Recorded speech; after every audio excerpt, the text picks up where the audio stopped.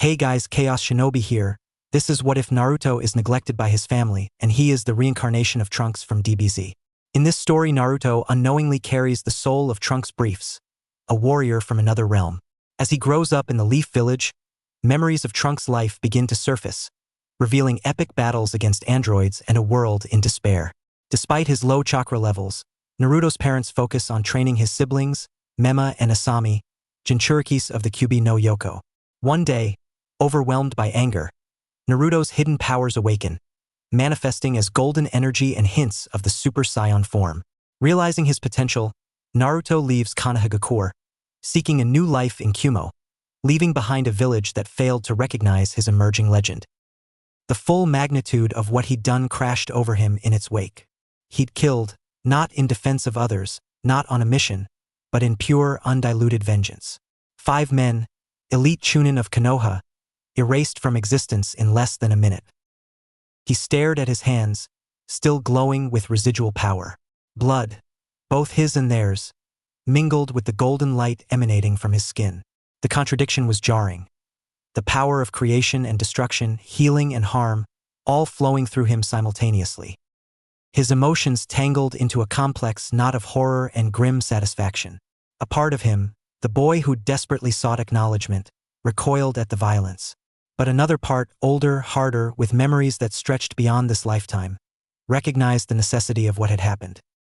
"They would have killed you," Trunks' voice echoed in his mind, cutting through the chaos with crystal clarity. "And they would have faced no consequences for it." The son of the Hokage found dead in an alley, regrettable, but not enough to punish heroes of the village. Blood dripped from Naruto's knuckles as his breathing steadied. The golden aura pulsed around him like a heartbeat, no longer wild and uncontrolled but responding to his will. Power coursed through every cell, familiar yet foreign, like remembering how to use a limb he never knew he had. "I know," Naruto whispered back, flexing his fingers. The sensation was intoxicating, strength without limitation, speed beyond comprehension. A part of him wanted to test these newfound abilities further, to push their boundaries. His gaze drifted to the destruction he'd wrought. The smell of burned ozone hung thick in the air, mingling with the metallic scent of blood. A pang of something, not quite regret, but acknowledgement, twisted in his chest. "I never wanted this," he said softly to no one and everyone. "All I ever asked for was..." But the words died on his lips. What had he asked for? Recognition? Love? A place to belong? All such simple things that had been denied him while lavished on others. The unfairness of it burned in his chest, not as hot as his rage had been moments ago, but deeper, more persistent. With a thought, more instinct than conscious decision, Naruto felt the energy beneath his feet shift. Gravity's chains loosened as he rose inches, then feet off the ground. The sensation was exhilarating, like breaking through water's surface after being submerged too long. His stomach lurched briefly before settling, as though his body remembered this feeling from another life. "This power," he whispered, watching golden energy swirl around his fingers like liquid sunlight. "Feels right." He pushed upward, his body responding with effortless grace. The village shrank beneath him as he shot into the night sky, buildings transforming into toy-like replicas in seconds. The cool air rushed past his face, but the chill couldn't penetrate the warm cocoon of energy surrounding him. From this height, Naruto could see the Hokage Tower standing as a beacon of the village's strength. Even now, he sensed a stirring of activity within it. His father had likely felt his energy surge, but misinterpreted it as some strange chakra phenomenon. Minato Namikaze remained oblivious to the transformation that had just occurred in his neglected son. Oblivious to the 5 Chunin corpses cooling in an alley. Oblivious that the boy he had dismissed for years was no longer the same person, was perhaps no longer entirely human. Konoha spread beneath him like a map, streetlights twinkling in the darkness. The village he'd once desperately wanted to embrace him now seemed pitifully small. He traced the familiar paths with his eyes, the streets he'd run through seeking attention, the faces carved into the mountain that had watched his suffering with stone indifference. He could make out the academy where he'd struggled while his siblings excelled, the training grounds where his parents spent countless hours with Memma and Asami while he watched from a distance, the park where he'd sat alone on swings as other children played with their families. "All of it," he murmured, feeling strangely detached. So small. His perspective had changed in more ways than one. The village that had once been his entire world now seemed like a cage he'd finally broken free from. The wind whipped around him, tousling his blood-spattered hair, carrying away the lingering scent of violence. The golden energy that enveloped him kept him warm and protected, wrapping him in comfort like the embrace he'd never received from his parents. He held out his hand, watching with fascination as the energy responded to his will, condensing into a tight sphere before spreading out in tendrils that danced between his fingers. It felt alive somehow, an extension of himself rather than a tool to be used. His eyes narrowed as he scanned the horizon, weighing his options. To the north lay Kumo, powerful and distant. He'd read about it extensively, a village that prized strength above lineage, where someone with his newfound power might find respect rather than neglect. For years, in his daydreams of escape, Kumo had been his destination. But as he turned eastward, toward the vast darkness where ocean met sky, something pulled at him. A whisper in his blood, a tug at his very soul that overrode logical thought. Uzushio, he murmured, the name feeling right on his tongue, like a word he'd been trying to remember for years. The syllables resonated with something deep within him, harmonizing with the golden energy flowing through his veins. Images flashed unbidden in his mind, not memories of his own, but perhaps inherited through his mother's blood or awakened by his transformation. He saw spiraling buildings reaching toward the sky, intricate seals etched into stone streets that glowed with power, a civilization of brilliant minds and powerful bodies that had been destroyed out of fear rather than conquered by might. The homeland of the Uzumaki clan, now just ruins standing sentinel over the churning seas. A place of power and knowledge, a place where he might find answers. During his solitary hours in the village library, one of the few sanctuaries where he could escape the shadow of his siblings, Naruto had pored over ancient scrolls and dusty maps. The librarians had ignored him, assuming he couldn't understand the complex texts he studied. Their underestimation had served him well, giving him access to knowledge normally restricted to higher-ranking shinobi. He remembered tracing his fingers along the faded ink of a particularly old chart showing the 5 great shinobi nations and their satellites.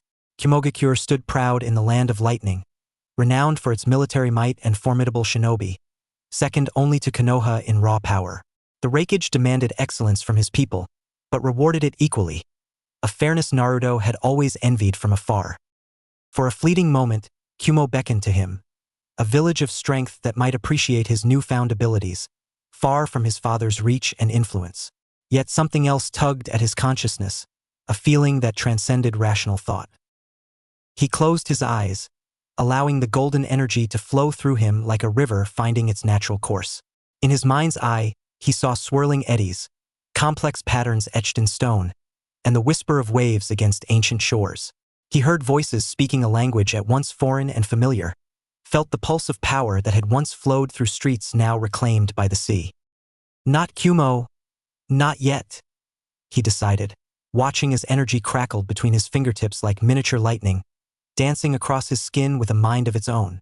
The power seemed to respond to his very thoughts, strengthening as his resolve crystallized. Something tells me to go to Uzushio first. Something or someone. He glanced down at his hands, still pulsing with golden light. Was this Trunks guiding him? He could feel the warrior's presence in his mind, stronger now than ever before, like a second consciousness working alongside his own. Or was it something older, something connected to his Uzumaki heritage calling him home? The more he considered it, the more certain he became. His Uzumaki blood demanded he return to where it all began, to the source of the power that had flowed through his mother's veins before she'd chosen to bind herself to Konoha and the Namake's name. The golden aura intensified in response to his decision, wrapping around him like armor. His clothes, torn and bloodied from the fight, fluttered in the energy field surrounding him.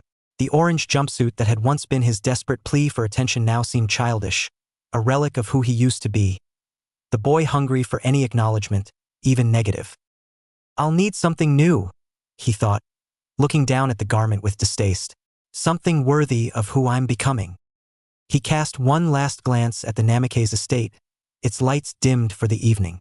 Inside, his siblings Memma and Asami slept peacefully, unaware their brother would never return. The Ninetales chakra nestled safely within them, split between two vessels deemed more worthy than him. For a moment, he wondered if they would miss him, or if they'd been so conditioned to ignore him that his absence would go unnoticed until their parents told them otherwise. A twinge of something, not quite regret, but acknowledgement of what might have been, passed through him. They had never been cruel to him, his siblings, just distant, following their parents' lead in treating him as an afterthought. Still, in another life they might have been close, might have protected each other, laughed together, trained side by side. His gaze shifted to the Hokage monument, where his father's face stared sightlessly over the village. The stone features showed none of the warmth Minato reserved for his other children, none of the pride he took in their accomplishments. Had his father ever looked at him that way? He couldn't remember a single instance. Next, his eyes found the academy, where teachers had ignored his potential, too blinded by his siblings' raw power to notice the different kind of strength building within him. Irika had tried, sometimes, but even his kindness had seemed tinged with pity rather than genuine belief in Naruto's abilities.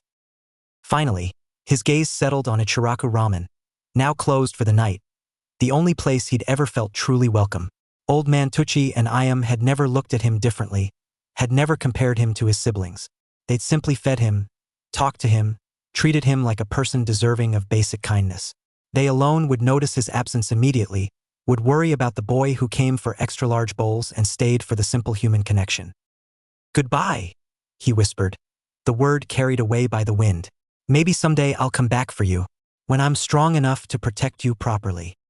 With a burst of power that split the night sky like lightning, Naruto launched himself eastward. The acceleration pressed against his body, but his new strength easily withstood the force. He tore through the air like a golden comet, buildings blurring beneath him, forest canopies rushing past in waves of darkness. The sheer speed was intoxicating. He'd never moved so fast, had never imagined movement could feel this free. Each second carried him miles away from his former life, from the shadow of his father, from the indifference of his mother, from the legacy that had never been meant for him. "Is this how you felt?" he asked silently, wondering if Trunks could hear his thoughts. "When you first learned to fly?" There was no direct answer, but a warmth spread through him that felt like acknowledgement, like shared experience across time and dimension. The village alarm sounded behind him, too late. He felt a momentary surge of satisfaction knowing the chaos he'd left in his wake. Someone had found the bodies, or perhaps sensors had detected his power spike. Either way, no one in Konoha could match this speed. Not his father's famous flying thunder god, which required pre-placed markers, not Guy's gates, which destroyed the user's body. Nothing. Freedom tasted sweet on his tongue as the wind roared in his ears. Let them sound their alarms. Let them send their ANBU. They would find nothing but the bodies he'd left behind and the mystery of his golden power. The land of fire's borders flashed beneath him, then the smaller nations, then finally the vast expanse of ocean, moonlight dancing on its surface. Salt spray rose to meet him as he skimmed above the waves, leaving a phosphorescent trail in his wake like a comet streaking across the night sky. The endless water stretched before him, but he felt no fear, no doubt. Something was pulling him forward, toward ruins that called to his blood. The flight itself was exhilarating. Each breath filled his lungs with the clean, salt-tinged air of freedom. His body seemed to instinctively understand this power, how to adjust his speed, how to maintain his altitude above the churning waves. Knowledge that wasn't his own guided his movements, making what should have been impossible feel as natural as walking. Occasionally, he would dip closer to the water's surface, letting his fingers trail through the cool liquid before shooting back up into the night sky. The moon painted a silver path across the ocean, seeming to guide him toward his destination. "They'll come looking," Trunks' voice cautioned in his mind, clearer now than it had ever been. The warrior's presence felt stronger here, away from the chakra-saturated air of Konoha. The Hokage won't let his son vanish without searching. Not because he loves you, but because of what you might reveal. Naruto considered this. His father, no Minato, would indeed mobilize forces, not out of concern for a neglected son, but for the potential security breach his disappearance represented. The son of the Hokage, suddenly manifesting unknown powers and fleeing after killing 3 Chunin? The political implications alone would force his hand. "Let them come," Naruto replied, power surging through him with renewed intensity. The golden aura brightened, casting light across the dark waters below like a miniature sun. By then, I'll be ready. I'll understand this power, and I'll make them regret every moment they ignored me. He clenched his fist, watching as the energy responded, coalescing around his hand in bright, concentrated form.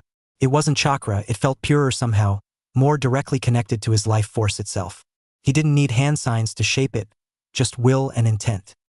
This power, he murmured, watching the golden light dance between his fingers. It's different from chakra, isn't it? The answer came not in words but in feeling, a knowledge that seeped into his consciousness. Life energy itself, undiluted by physical energy or spiritual constraints. The fundamental force that Trunks had wielded in his battles against impossible odds.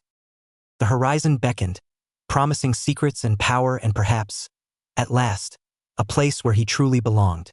In the distance, he thought he could see the first hint of land, a darker shape against the night sky where the stars disappeared behind mass. Behind him, in the blood-soaked alley of Konoha, the last wisps of golden energy that had splattered during his transformation lingered unnaturally.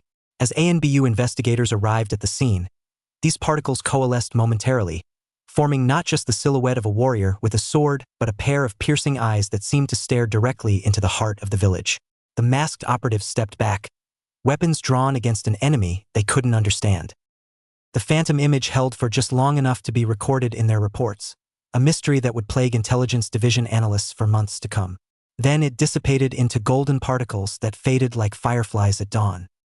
A silent warning, promise of return, the birth of a legend that would shake the foundations of the Shinobi world. Then the light faded completely, leaving only darkness and the whispers of what had transpired. In the Hokage's office, where Minato stood frozen by the window, the air suddenly crackled with energy. He had teleported here from the twins' birthday celebration after sensing a disturbance. An energy signature unlike anything he'd felt before. Something primal and dangerous that made the hair on the back of his neck stand on end. His hands still bore traces of cake frosting, evidence of the celebration he'd been pulled from. A smudge of blue icing clung to his Hokage robe, the color chosen specially for Memma's favorite. The party hats and decorations for Memma and Asami's special day were visible through the window, colorful and cheerful against the night sky. Paper lanterns swayed gently in the evening breeze, their warm glow a stark contrast to the cold dread now settling in his stomach like a stone. A single golden spark materialized before him, hanging suspended for one breathtaking moment. It pulsed with life, with power that felt both alien and strangely familiar, not chakra yet somehow resonant with it. The energy seemed to beat with its own heartbeat, expanding and contracting rhythmically. Minato reached for it instinctively, his fingers passing through the light as if drawn by some unconscious recognition. The spark winked out between his fingers, leaving nothing but a lingering warmth against his skin and the faint scent of ozone. His heart skipped a beat as an image flashed through his mind. A boy with blonde hair and blue eyes, features so similar to his own, standing alone while a family celebrated without him. The vision was painfully clear. Naruto watching from a doorway as Minato placed birthday crowns on the twins' heads, Kushina's laughter ringing out as she hugged their other children close. The boy in the vision turned away, shoulders slumped, unnoticed by anyone. Naruto, he whispered, the name foreign on his lips after years of barely speaking it. The word felt heavy, weighted with years of neglect he'd never acknowledged until this moment. How long had it been since he'd said his firstborn's name with genuine attention? When was the last time he'd truly looked at the boy? Outside, alarms blared through the village. Not the routine patrol signals but the higher-pitched tone reserved for internal threats. The celebration music from the Namikaze estate abruptly ceased, replaced by the urgent sound of Shinobi mobilizing. His ANBU guards burst through the door without even knocking, their masks catching the moonlight, porcelain faces betraying nothing of the humans beneath. Lord Hokage, one spoke urgently, posture rigid with tension. Blood spattered the edge of the operative's cloak, fresh and still glistening. There's been an incident. 3 Chunin found dead in the Eastern District, and your son. Where is he? Where is Naruto? Minato interrupted, his voice hollow, already knowing the answer. The weight of his failure pressed down on him like a physical force. The golden energy, the deaths, the timing, it all connected in his mind with terrible clarity. The ANBU hesitated, the silence stretching between them like a physical thing. The operative's hand tightened almost imperceptibly on the hilt of a sword. Naruto, sir. He's gone. The energy signature we detected. It was unlike anything in our records. The witnesses report. The ANBU paused again, clearly uncomfortable. They report seeing him transform. Golden light, incredible speed. The bodies were… Sir. They were torn apart. Minato's fingers curled around the lingering warmth where the golden spark had been. Something inside him recognized the truth. This wasn't just a disappearance. This was a departure. A choice made with the desperate conviction of someone who had nothing left to lose. What had they done to push him this far? In the background, he could hear Kushina calling for him from the courtyard. Her voice tinged with confusion as the celebration disintegrated into chaos. Minato, what's happening? Her voice carried worry, but not yet the anguish of a mother who knew her child was gone. The birthday candles would still be smoking, presents half unwrapped. The perfect family picture, suddenly revealed as incomplete, missing a piece they'd pushed to the margins for so long. Find him, Minato ordered, his Hokage voice taking over while something deeper, something paternal, finally awoke years too late. Whatever resources it takes, but approach with caution. If what you say is true, he's dangerous now. The words tasted bitter, describing his own son as a threat. As the ANBU vanished in swirls of leaves, another golden spark appeared, hovering just beyond the window glass, watching him. Minato lunged toward it, palm slapping against the cold window, but the spark dissipated like morning mist. Naruto, wait! He called out uselessly to the empty night. He remained at the window, staring out at his village with new eyes. The festive lights from his home seemed to mock him now. Had he failed as a leader by failing as a father first? The golden energy, what was it? Something about it felt almost familiar. Not like chakra at all, yet it resonated with something deep within his own understanding of energy manipulation. The door burst open again as Kushina rushed in, her red hair flying wildly around her face. The joy of celebration had vanished from her features, replaced by rising panic. Minato, what's going on? The ANBU at the party suddenly. Her words died as she saw his expression. What happened? Is it the village? Are we under attack? He turned to face her fully, unable to hide the truth any longer. It's Naruto. Her eyes widened, hands instinctively moving to cover her mouth. What about Naruto? Is he hurt? He's gone, Kushina. The words fell between them like stones. He killed 3 Chunin and left the village. Her face drained of color. That's impossible. Naruto doesn't have that kind of power. He barely has enough chakra to… It wasn't chakra, Minato interrupted, his voice hollow. The witnesses described golden energy, unlike anything we've seen before.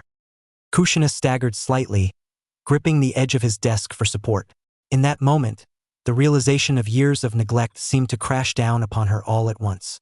The twins' birthday, she whispered. We didn't even… I can't remember the last time we celebrated his. A heavy silence fell between them, broken only by the distant sounds of Shinobi mobilizing throughout the village. Years of choices made, priorities set. A child gradually pushed further into the shadows, while they focused on the twins and their special destiny as Jinchuriki. What have we done? She whispered, tears beginning to stream down her face. Somewhere across the seas, beyond the reach of Konoha's sensors and the Hokage's famous jutsu, Naruto felt a sudden lightness, as if some invisible thread connecting him to his birthplace had finally, mercifully snapped. The golden aura around him pulsed brighter, illuminating the dark waters below and the approaching shoreline ahead. For the first time in his life, he was truly free, not just from Konoha's walls, but from the shadow of expectations never meant for him. The wind whipped through his hair as he accelerated, his body cutting through the night like a golden blade. Each mile that passed beneath him washed away another layer of the person he'd been forced to be. The forgotten son, the shadow child, the disappointment. With each breath of salt air, he felt Trunks' memories integrating more fully with his own, becoming not a separate identity but a foundation for who he was becoming. They'll realize what they've lost now, Trunks' voice echoed in his mind. But it's too late. I don't care if they realize or not, Naruto replied internally, the bitterness of years giving his thoughts an edge sharper than any kunai. I'm not doing this for them to notice me anymore. I'm doing this for me. Below him, the dark waters began to give way to the outline of a landmass. The hidden ruins of Yuzushio emerging from the mist like a ghost of the past. The moonlight caught the remaining spirals carved into ancient stone, symbols of a clan destroyed for their power and knowledge. His mother's homeland, abandoned and forgotten by the world, just as he had been abandoned within his own family. As he descended toward the shore, his golden aura illuminated what no visitor had seen in decades. The ruins weren't as deserted as the world believed. Hidden among the crumbling structures and overgrown paths, tiny lights winked back at him, the chakra signatures of survivors, descendants of those who had escaped the destruction, living in secrecy among the remnants of their civilization. Behind him lay the village that had never seen him. Ahead lay ruins that called to his blood, and beyond that, a world waiting to learn his name, not as the Hokage's neglected son, but as something entirely new. The first chapter of Naruto's life had ended with blood and golden light, the legacy of the boy no one believed in written in power they couldn't comprehend. As he approached the distant shoreline, he could make out crumbling stone structures, the remnants of Yuzushio, his mother's homeland, destroyed for the power its people commanded. Fitting, he thought, that he would begin his new life among these ruins. They would rebuild together. The next was just beginning, as he flew toward ancient shores and the ruined spirals of Yuzushio, not running from his past, but racing toward a destiny that had waited lifetimes to find him. The golden aura around him flared brighter as if in response to this thought, casting light across the dark waters like a beacon announcing his arrival to anyone who might be watching from those ancient shores. As his feet touched the weathered stone of the once great village, he felt a resonance deep within. Not just the whispered memories of Trunks, but something older, something tied to his Uzumaki blood. The ruins seemed to welcome him, the very stones humming with recognition of his dual heritage. Here, among the forgotten legacy of one bloodline and carrying the reborn power of another dimension's warrior, Naruto would forge something new, something that would eventually shake the foundations of the ninja world. The salt-laden breeze caressed Naruto's face as his feet touched the weathered stone of Yuzushio. The golden aura surrounding him gradually diminished, leaving behind a faint shimmer that clung to his skin like morning dew. The ruins stretched before him, a testament to a once proud civilization brought to its knees by fear of its power. Moonlight spilled across crumbling buildings and overgrown courtyards, casting long shadows that seemed to reach for him like ghostly fingers. "This place," Naruto whispered, his voice carried on the night wind. "It feels like it's calling to me." "It is," Trunks' voice echoed in his mind, more distinct now than it had ever been in Konoha. "The blood of your ancestors is in these stones. They recognize you." Naruto closed his eyes, allowing his senses to extend beyond sight. Something was pulsing beneath his feet, a rhythmic energy that seemed to resonate with his very being. Without conscious thought, his body began to move, guided by an instinct he couldn't explain. Each step felt predetermined, as if the path had been waiting for him all along. "Where am I going?" he asked, though he wasn't sure if the question was directed at Trunks or himself. "Follow the pull," came the simple reply. "Your Uzumaki blood knows the way." The path led him through overgrown courtyards and past collapsed buildings, deeper into the heart of the ruined village. Spiral patterns etched into stone glowed faintly as he passed, responding to his presence with a soft blue luminescence. The ruins weren't merely abandoned structures. They were alive with dormant energy, awakening to his touch like a slumbering beast stirring after years of hibernation. Finally, he arrived at what must have once been a grand building at the center of the village. Though half collapsed, its foundations remained solid, and intricate carvings covered what was left of its walls. At the entrance, a massive spiral symbol was etched into stone, larger and more elaborate than any he had seen before. "The clan head's residence," Naruto murmured, recognition dawning though he had never seen this place before. He approached the symbol, drawn by an inexplicable urge. When his fingers brushed against the cold stone, a jolt of energy surged through him. The spiral began to glow brightly, lines of chakra spreading outward like veins of light, illuminating hidden seals that had lain dormant for decades. The ground beneath him trembled slightly as a section of the floor slid away, revealing a staircase descending into darkness. "A hidden vault," Trunks observed. "Your chakra must have triggered the security seals." "My chakra?" Naruto frowned, remembering his perpetually low reserves. "But I've barely had any since your parents transferred most of it to your siblings." Trunks finished for him. "That seal broke when you first accessed my power, when you went Super Saiyan back in the leaf. Your natural Uzumaki chakra has been returning ever since." Naruto's hand instinctively moved to his stomach, where he had discovered the complex transfer seal years ago, a discovery his parents had dismissed when he questioned them about it. Now he could feel the difference. Chakra flowed freely through his pathways, no longer constrained by artificial limitations. "They really did take it from me," he whispered, old wounds reopening. "My own parents." "Focus on what's ahead, not behind," Trunks advised. "The past can't be changed, but the future is yours to shape." Swallowing the bitter taste of betrayal, Naruto descended the stairs. The passage was narrow but surprisingly intact, protected from the elements and the destruction that had claimed the rest of the village. As he moved deeper, crystal lamps embedded in the walls began to illuminate, responding to his presence with a warm, amber glow.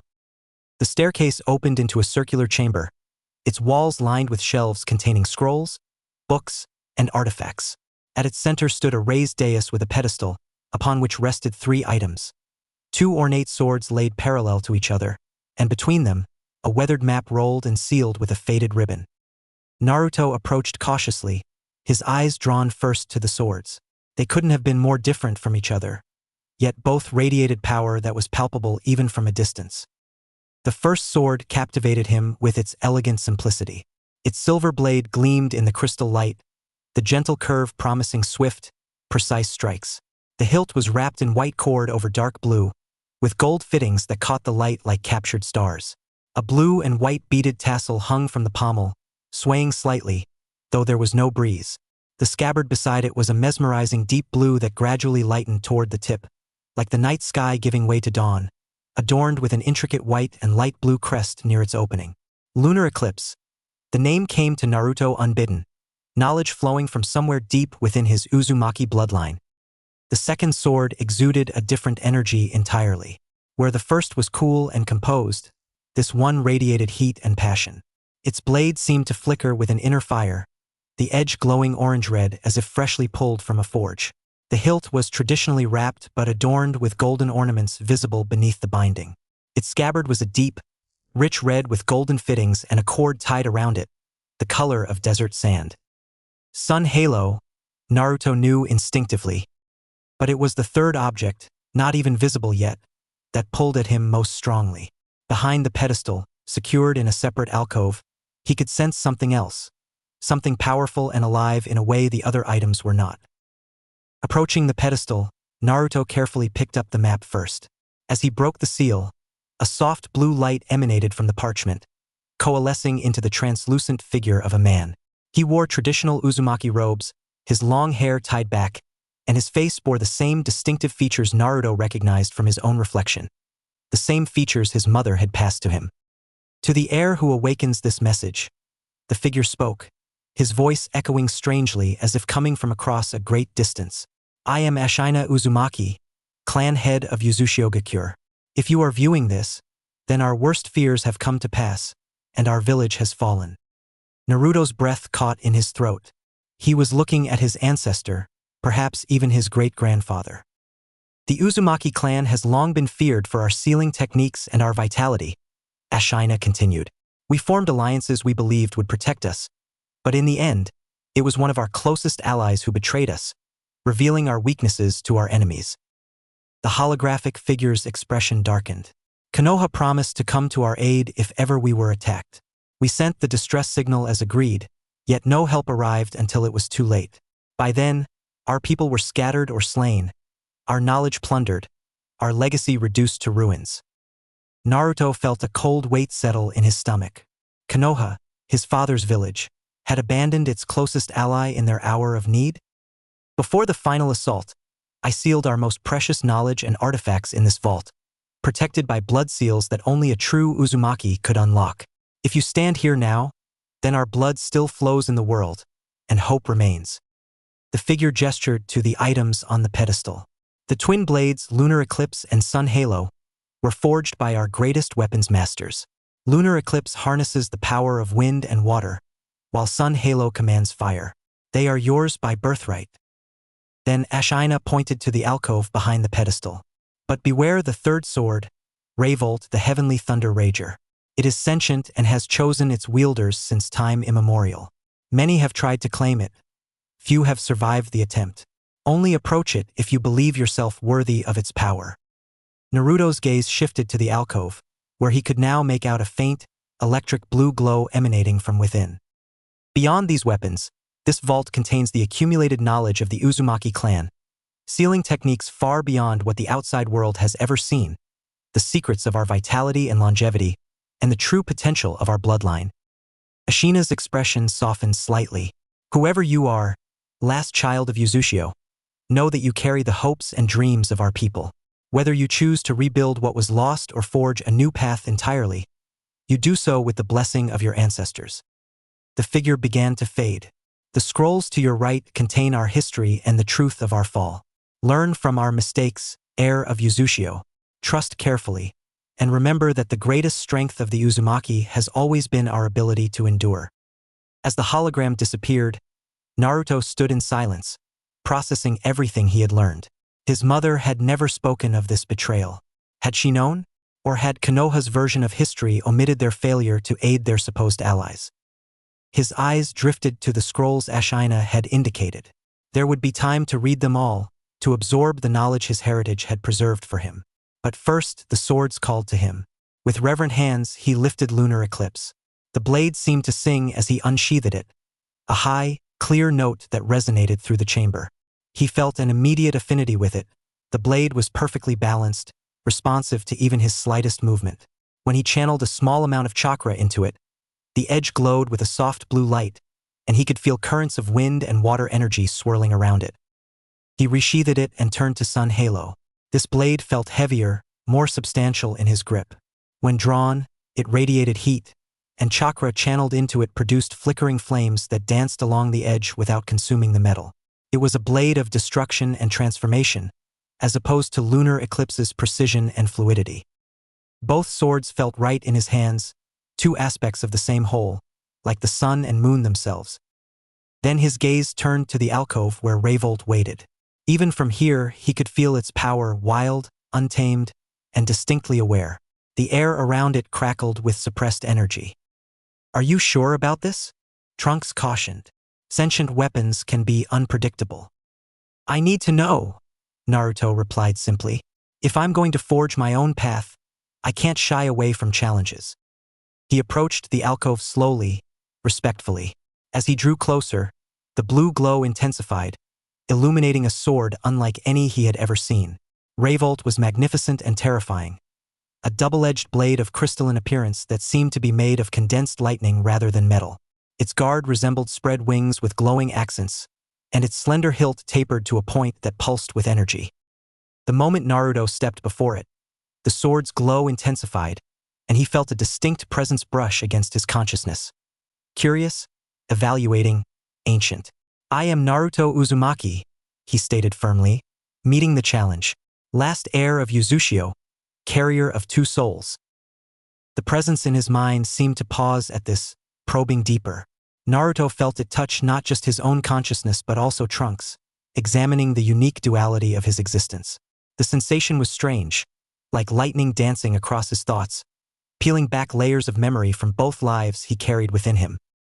Interesting, a voice like thunder whispered directly into his mind. "Two souls, one vessel. One born of this world, one foreign to it. Both warriors. Both have faced despair." The sword's consciousness lingered on memories of Trunks standing amid the ruins of his world, then shifted to Naruto's childhood isolation despite being surrounded by family. It examined the betrayal Naruto felt upon discovering the transfer seal, the moment of awakening when his golden energy had first manifested. Naruto stood his ground, neither retreating nor advancing. "Will you accept me as your wielder?" "I do not serve," the sword replied, a hint of amusement coloring its mental voice that I partner. "And only with those I deem worthy. You carry great potential, child of two worlds, but potential alone is not enough." Electric blue tendrils of energy began to extend from the blade, reaching toward Naruto like curious fingers. They brushed against his skin, sending small shocks through his system that caused his hair to stand on end. "You have known abandonment," Revolt continued, its voice resonating through Naruto's entire body. "You have known betrayal. Yet I sense no darkness in your heart. Only determination and an unwavering will to forge your own destiny." The tendrils suddenly surged forward, wrapping around Naruto's right arm like living lightning. Pain shot through him, electricity coursing through every nerve ending, making his muscles spasm and contract. He gritted his teeth but didn't cry out or pull away, even as the blue energy began to spread across his chest and shoulders. "The question is not whether I will accept you." The sword's voice grew louder in his mind, echoing like thunder in a mountain valley. "But whether you will accept what partnering with me entails. I am no ordinary weapon to be wielded at a whim. I am storm and fury made manifest. Those who cannot withstand my power are consumed by it, reduced to nothing more than ash and memory." "I've never backed down from a challenge," Naruto replied, his voice strained but steady as sweat beaded on his forehead. "And I won't start now." Bold words. Revolt seemed to chuckle, his voice sounding like distant thunder. "But many have spoken boldly before being reduced to ashes. The last one who tried to claim me without a worthy spirit burst into flames where you now stand." The electricity intensified, crackling loudly in the chamber as it enveloped more of Naruto's body. He felt his muscles seizing, his breath coming in short, painful gasps.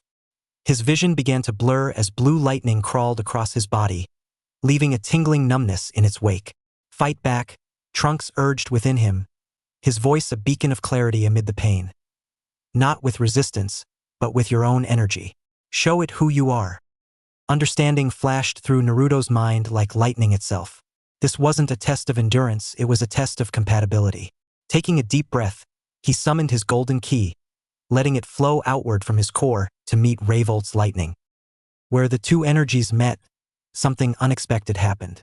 Rather than clashing in violent opposition, they began to intertwine, golden threads weaving through electric blue in a dance of power that illuminated the entire chamber. The stone walls reflected the light show, casting ever-changing shadows that seemed to move with a life of their own. Naruto felt his consciousness expanding, touching the ancient awareness within the sword more directly. "You offer a partnership in truth," Revolt observed, surprise evident in its tone. "Not dominance. Few have approached me in this way. Most try to bend me to their will and make me subservient to their desires." "I don't need to dominate something to work with it," Naruto replied, finding his voice stronger as the golden energy stabilized the connection between them. "I've learned that true strength comes from cooperation, not control. Two forces working together are stronger than one trying to overpower the other." The pain began to subside as the energies continued their dance, finding harmony rather than opposition. The chamber hummed with power, dust motes floating in the combined light of gold and blue. Slowly, Revolt's lightning receded back into the blade, but the connection between them remained. A humming awareness at the edge of Naruto's consciousness, like the distant sound of storm clouds gathering. "Perhaps you are worthy after all, Naruto Uzumaki," the sword conceded, its mental voice now carrying a note of respect. "Take me in hand, and we shall see if this partnership will bear fruit or failure." With careful movements, Naruto reached forward and grasped Revolt's hilt. The moment his fingers closed around it, a surge of power shot up his arm. Not painful this time, but exhilarating. The blade seemed to come alive in his grip, electricity crackling along its length as it recognized its new partner. The metal, which had seemed dull moments before, now gleamed with an inner light, the etchings along its surface glowing with electric blue energy. "The last to wield me fell in the final defense of Uzushio," Revolt informed him, images of a red-haired warrior fighting against overwhelming odds flashing through Naruto's mind. "He was worthy, standing against hundreds until his final breath. Even I could not save him against such overwhelming odds. He died as he lived, protecting others. I won't dishonor his memory," Naruto promised, feeling the weight of history in his hands. The sword felt lighter than it should have, perfectly balanced and somehow an extension of his own arm. "His sacrifice won't be forgotten." "See that you do not," the sword replied, a current of electricity running through the hilt as if to emphasize its point. "Now, what path will you forge with the 3 blades of Uzushio at your command?" Naruto looked at the 3 swords, lunar eclipse with its elegant precision, Sun Halo with its passionate destruction, and now Revolt with its wild, untamed power. Together, they represented the full spectrum of what he could become. Calculated and precise when needed, passionate and destructive when called for, and unpredictable and overwhelming when all else failed. My own path, he answered firmly. One that honors the past but isn't bound by it. I'll take what came before and build something new. Something that belongs to me alone. As Naruto carefully strapped the 3 swords to his body, Lunar Eclipse and Sun Halo at his left hip, Revolt across his back, he felt a strange sense of completeness. The weight of the weapons was unfamiliar yet somehow right, as if they had been waiting for him all along. Each adjustment of the straps felt like settling into a new identity, one piece at a time. You'll need training to master these, Trunks commented. Especially Revolt.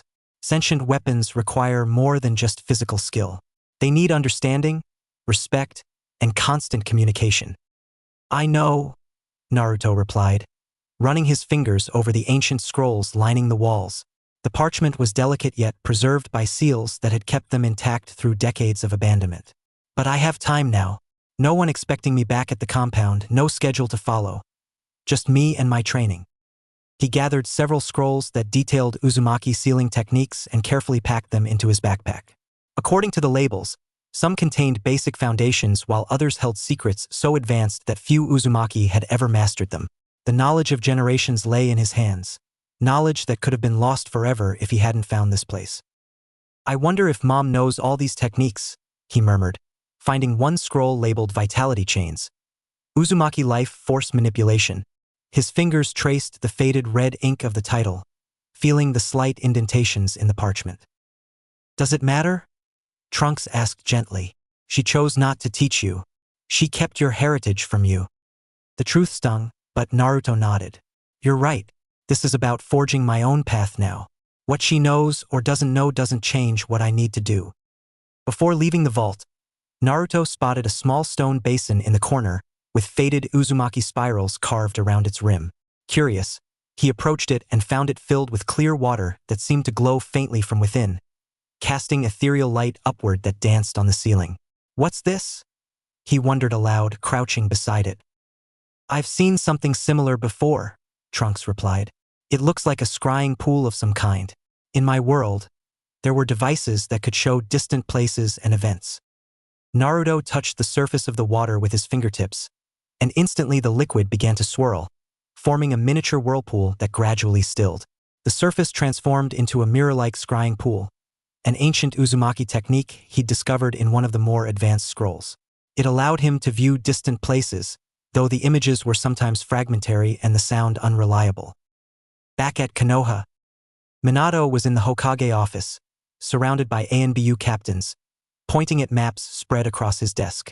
The morning light cast long shadows across the room, highlighting the exhaustion etched into every line of his face.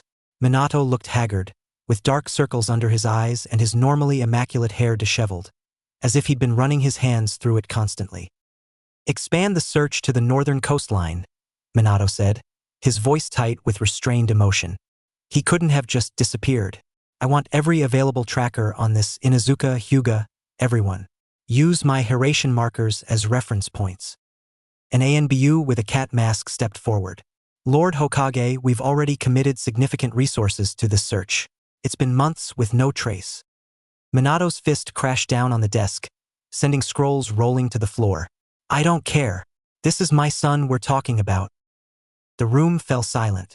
Even the elite ANBU shifted uncomfortably, and used to seeing their composed leader display such raw emotion. The ANBU captain stiffened, then bowed deeply. Of course, Lord Hokage. I meant no disrespect. The masked figure hesitated before adding in a softer tone. We all want to find him. Minato's shoulders sagged slightly. He took a deep breath, regaining his composure. I know. Double the patrols along the eastern border as well. The Land of Waves has several unmonitored ports where he might have sought passage. Yes, Lord Hokage, the ANBU replied, signaling to the others to disperse. When they left, Minato slumped into his chair, pulling a framed photo from his desk drawer, a family portrait from happier times. His fingers traced over Naruto's face, lingering on the bright smile that had become increasingly rare in the months before his disappearance. "Where are you, son?" he whispered, his voice breaking slightly. The Hokage closed his eyes, remembering the golden light that had surrounded Naruto that day. Power unlike anything he'd ever witnessed. Not chakra, something else entirely. Something that had frightened even him, the yellow flash of Konoha. A soft knock interrupted his thoughts. "Enter," he called, quickly wiping a hand across his eyes and straightening in his chair, the mantle of Hokage settling back onto his shoulders. Kakashi Hatake stepped into the office, his visible eye showing concern. He noticed the scattered scrolls and the family photograph but made no comment. "Any news?" Minato shook his head. "Nothing. It's like he vanished into thin air." He gestured at the maps, red markers indicating search zones that seemed to cover half the continent. "I've had teams searching every corner of Fire Country and beyond. We've contacted our allies, deployed sensor types along every border." "And the strange energy he displayed?" Kakashi asked cautiously, leaning against the wall with his arms crossed. "Nothing like it has been reported anywhere." Minato sighed, rubbing his temples. "Whatever it was, he's either hiding it perfectly or he's gone somewhere we haven't thought to look," Kakashi finished, his single eye narrowing in thought. Minato nodded slowly. "I keep wondering if we're overlooking something obvious. Some connection or place that would draw him." Before Kakashi could respond, there was another knock at the door. A harried-looking advisor entered, bowing hastily. "Lord Hokage, the council has called an emergency meeting. They're demanding your presence." The way she emphasized demanding made it clear the council's patience was wearing thin. Minato's jaw tightened. "Of course they are." He stood up, gathering the scattered maps. "Kakashi, continue coordinating with the search teams. I'll deal with the council." "They're going to press for him to be declared a missing nin," Kakashi warned quietly. "Let them try," Minato replied, his blue eyes hardening to chips of ice. Without another word, he formed a hand sign and disappeared in a yellow flash. The council chamber was thick and tense when Minato arrived. Elders and clan heads sat around the massive oak table, conversations dying abruptly as he materialized in his designated seat. He took note of the faces, some concerned, others calculating. "The boy is a security risk," Danzo shouted, pounding his fist on the table. His single visible eye narrowed with calculated anger. "With that strange golden power, we can't allow him to fall into enemy hands. What if IWA or Kumo gets hold of him? We're talking about the Hokage's son." Minato felt a surge of anger at how Danzo referred to Naruto as the boy, rather than by his name, but kept his expression neutral. Politics demanded restraint, even when all he wanted was to tear the room apart in search of his child. "We must remember that Naruto is first and foremost a child of the leaf," Shibi Aburame interjected, his quiet voice carrying surprising weight. Insects buzzed softly around him, reflecting his agitation despite his composed demeanor. "Our priority should be his safe return, not just the containment of whatever power he may possess. Logic dictates that." "A child who displayed abilities we've never seen before," Hamura countered, adjusting his glasses with a thin finger. The light glinted off the lenses, momentarily obscuring his eyes. "Power that could threaten the village if misused or manipulated by our enemies. Power that appeared when he was being bullied," Koharu added with a pointed look at several clan heads whose children had been implicated in the incident. Her wrinkled face was set in disapproval. "Let's not forget the circumstances that drove him to this state." Danzo's eye flashed with irritation. "The circumstances are irrelevant. The fact remains that he possesses something unknown and potentially dangerous. We should declare him." Another voice cut in, his mother's. Kushina stood at the end of the table, her entrance so silent that even the ANBU guards looked surprised. Her red hair almost seemed to float with her anger, reminiscent of the Nine Tails itself. Her hands were clenched into tight fists at her sides, and even the most hardened council members shifted uncomfortably under her fierce gaze. "He's not a weapon, he's my son." Kushina's voice cracked with emotion, though her eyes remained dry and determined. "We need to find him because he's family, not because of what power he might have." She slammed both palms on the table, causing several council members to jump. The wood actually cracked slightly under the impact. "And let's be honest about why he left. While Minato and I were busy training Memma and Asami, Naruto was left alone. The village treated him like he was worthless because he couldn't use chakra properly. Her gaze swept across the room, challenging anyone to deny it. No one spoke for a moment. Minato felt the weight of her words like physical blows. The worst part was that she was right. They had failed Naruto as parents. Sume Inuzuka finally broke the silence, rising to her feet. The feral clan head nodded in agreement, fangs visible as she spoke. The Inuzuka stand with Kushina. We search for him as we would any child of the leaf. My Ninken have been tracking day and night. Sentiment is a luxury we cannot afford, Danzo replied coldly, unmoved by the display of maternal fury. If the boy has indeed developed some bloodline or power unknown to us, every village will be hunting him. Better we find him first. Hayashi Hyuga cleared his throat, the veins around his eyes relaxing as he deactivated his Byakugan. My clan has dedicated several branch members to the search already. Their Byakugan can cover significant ground, but… He hesitated, looking uncomfortable. It's as if the boy has vanished completely. No chakra signature, no trail. Or perhaps, Shikaku Nara suggested, speaking for the first time from his slouched position. We're looking for the wrong thing. If this power isn't chakra-based, our normal tracking methods might be useless. The strategic genius steepled his fingers. We need to approach this differently. Consider not where he could go, but where he would go. Somewhere with meaning to him personally. Kushina's eyes widened slightly at this, something flickering across her face that Minato couldn't quite interpret. Naruto watched his mother's face contort with a mixture of grief and rage as she leaned forward, planting both palms on the table again. I lost my entire village, my homeland, she said, her voice dropping to a dangerous whisper that somehow carried more weight than her shouts. I will not lose my son, not to enemies, and not to your fear and paranoia. She straightened, fixing Danzo with a look of pure contempt.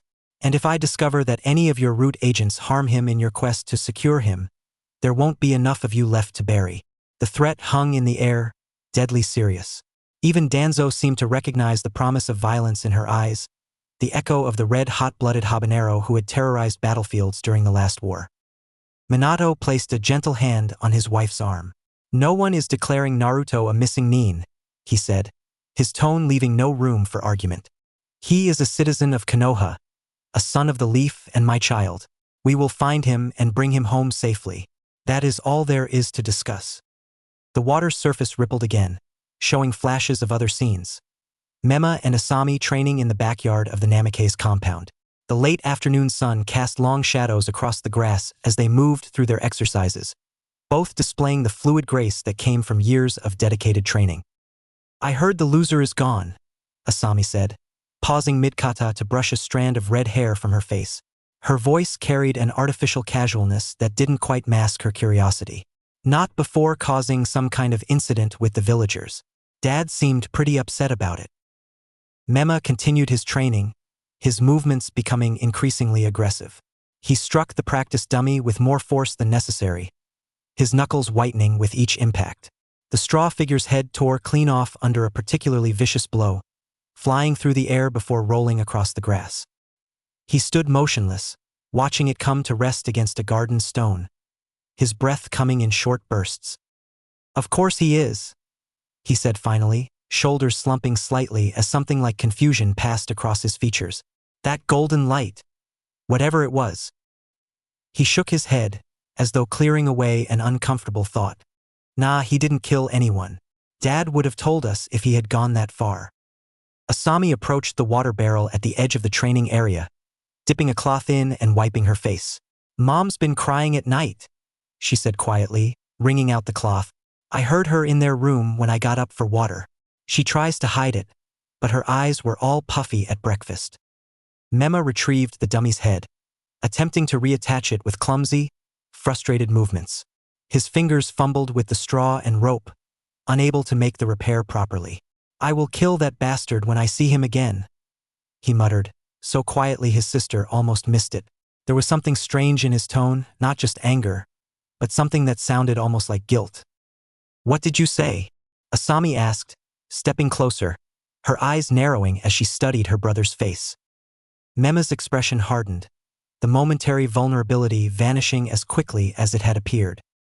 He shoved the dummy's head roughly back onto its neck, not caring that it sat at an awkward angle. "Nothing," he replied, his voice steady once more. "Just that he better come back soon. Mom and Dad are falling apart without him." He turned away from the dummy, grabbing a kunai from his pouch and twirling it between his fingers. "Besides," he added with forced lightness, "who else am I supposed to make fun of around here? You're too sensitive."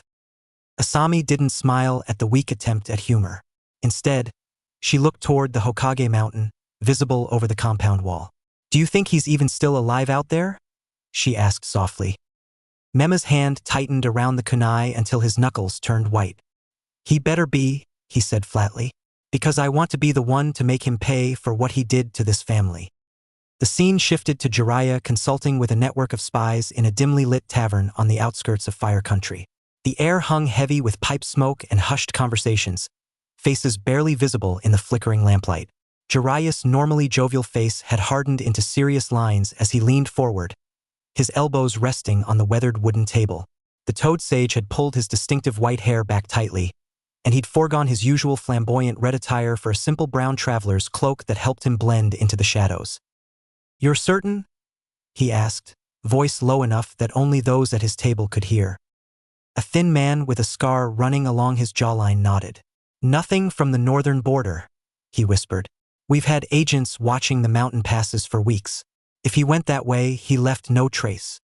A woman with calloused hands and keen eyes pushed a cup of sake toward Jiraiya. "But there's a rumor about strange lights seen near the coast of Whirlpool Country a few months back. Golden lights, like the sun touching down on Earth. Fishermen talk." Jiraiya's eyes widened slightly, a flash of recognition crossing his features. "Yuzushio? That's been abandoned for decades." He trailed off, fingers drumming thoughtfully on the table's surface. "Kushina's homeland. I should have thought of that connection sooner." "The ruins are dangerous," said another informant, an older man with a sailor's weathered face. "Seals are still active, they say. Traps that'll tear a man apart. No one goes there willingly." "He would," Jiraiya murmured, more to himself than to his companions. "If he's discovered his heritage." He stood abruptly, tossing a few coins onto the table. "Keep your ears open. Any mention of golden light, unusual fighting techniques, or a blonde young man traveling alone, I want to know immediately." As the spies nodded their agreement, Jiraiya's gaze drifted toward the small window, where rain had begun to streak the glass.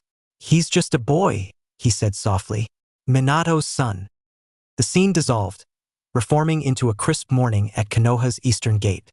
A grim procession of 6 Hunterine squads stood in perfect formation, their porcelain masks catching the early light, turning their faces into emotionless abstractions of animals. Their commander, a tall figure with a hawk mask marked with red streaks, paced before them. "Remember," the commander said, voice clipped and professional. "The Hokage wants him brought back unharmed. This is a retrieval mission, not a hunter mission, despite your designation. The target is to be considered a village asset, not a missing nin." One of the hunters, wearing a fox mask that seemed almost ironic given their quarry, shifted slightly. "And if he resists?" they asked, their voice muffled behind the porcelain. "Subdue, don't damage," came the firm reply. The commander's hand rested briefly on the hilt of a tanto. "And be careful. We don't know what that golden energy can do. Initial reports suggest it's not chakra as we understand it. Approach with extreme caution." Another hunter raised a hand. "Commander, what about the Hokage's family? There are rumors that Lady Kushina has been." "The Hokage's family is not your concern," the commander cut in sharply. "Your orders come directly from Lord Forth himself. Find the boy, secure him, and return him. Nothing more." With synchronized movements, the squads bowed as one, then dispersed in blurs of speed, each team heading toward a different compass point. As the last hunter vanished from sight, a shadow detached itself from beneath a nearby tree. Kakashi Hatake, his visible eye troubled as he watched them go. "Naruto," he murmured. "What have you gotten yourself into?" Naruto waved his hand over the water, dispelling the images with a troubled expression. The scrying seal he'd discovered in one of the Uzumaki scrolls had proven more valuable than he'd expected, though maintaining it drained his chakra considerably. The calm pool in the center of the meditation chamber rippled and stilled, once again becoming just water rather than a window into distant events. He sat back on his heels, processing what he'd witnessed. He had expected anger from his father, perhaps even relief at his absence from some quarters of the village, but the intensity and organization of the search surprised him. 6 Hunter-nin squads were a significant allocation of resources, even for a Hokage's son. "They're looking for me harder than I expected," he murmured, watching the last ripples fade from the pool. His reflection stared back at him. Strange to still see golden hair where blonde had once been, a constant reminder of his transformation. "They see power now where they once saw failure." Trunks observed, his mental voice tinged with bitterness that resonated with Naruto's own feelings.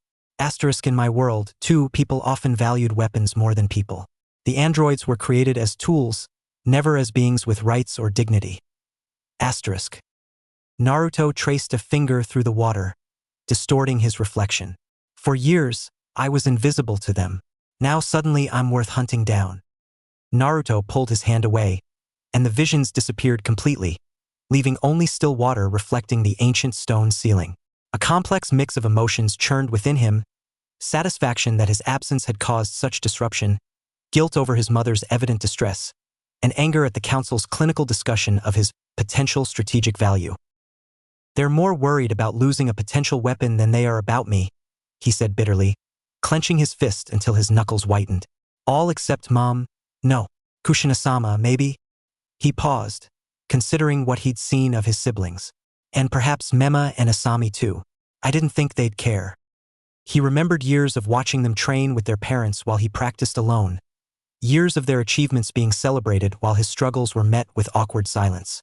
Yet the scrying had shown Memma snapping at someone who'd suggested Naruto had simply run away out of jealousy, and Asami leaving food at the base of his favorite tree as if expecting him to return to that spot. "Not everyone thinks that way," Trunks reminded him gently.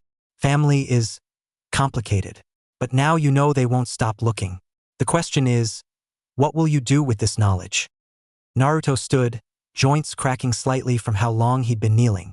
He walked to the chamber's entrance, where an open archway revealed a panoramic view of Uzushio's ruins.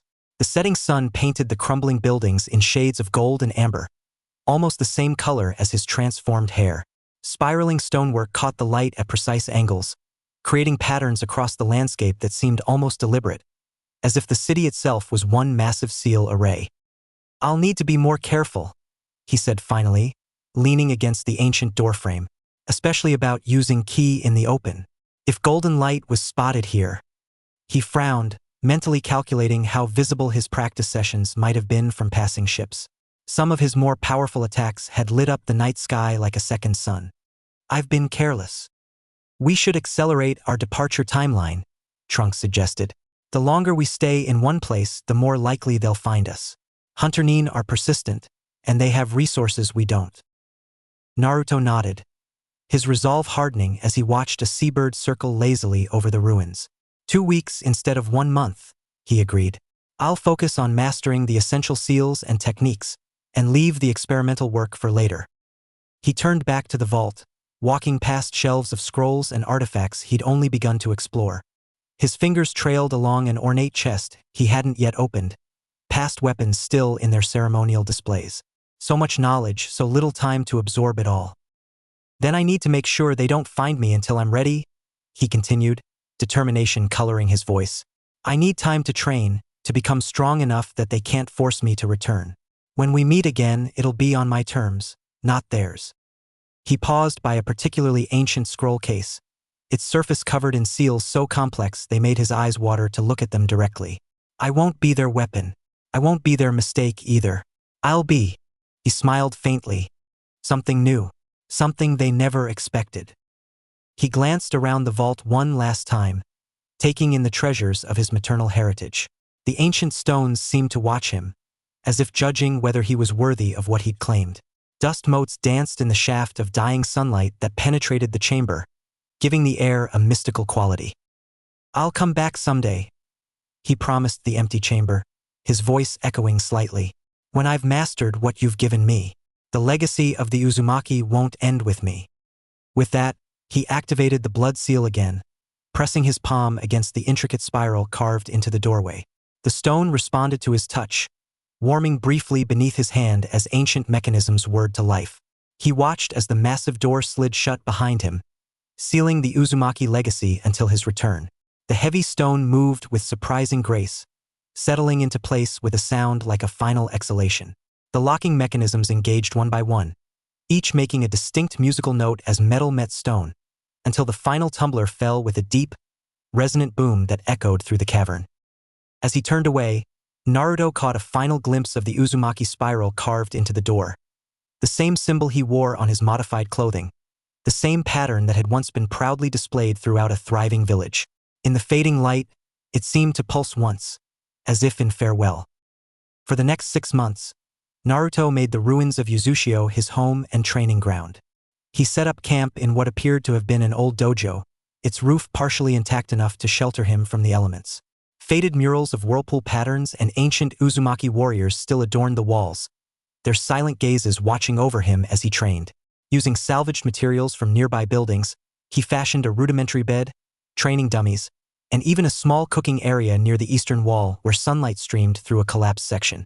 Each day followed a demanding schedule he created for himself, pushing his body and mind to their limits. Naruto maintained discipline with a rigor that would have surprised his former academy instructors, rising before dawn and continuing long after sunset, driven by a determination that burned brighter with each passing day.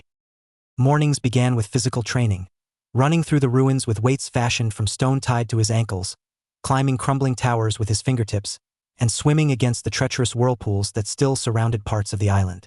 The currents fought him like living things, trying to drag him under, but each day he lasted longer, swam farther. His stamina grew exponentially, aided by both his Uzumaki vitality and the Saiyan physiology that seemed to strengthen with each challenge. After particularly grueling sessions, he would sometimes collapse on the shore, chest heaving, only to feel his muscles knitting themselves stronger within hours. "Is this how it was for you?" he asked Trunks one morning, examining the calluses forming on his palms. "This constant pushing beyond limits?" "Yes," came the reply, tinged with memories of a past life. "Saiyans grow stronger with every battle, every challenge overcome. Your body is adapting, embracing both sides of your heritage." Afternoons were dedicated to mastering his weapons. Beneath the dappled sunlight filtering through the half-collapsed dojo ceiling, Naruto moved through forms both improvised and remembered from Trunks' training. Lunar eclipse responded beautifully to his wind nature, allowing him to create slicing air currents with each swing. By the 3rd month, he could cut through solid stone pillars from 10 paces away, the blade humming with satisfaction as it channeled his power. Sun Halo required more concentration, as fire wasn't his natural affinity, but the blade seemed to guide him, teaching him to channel heat through his chakra network.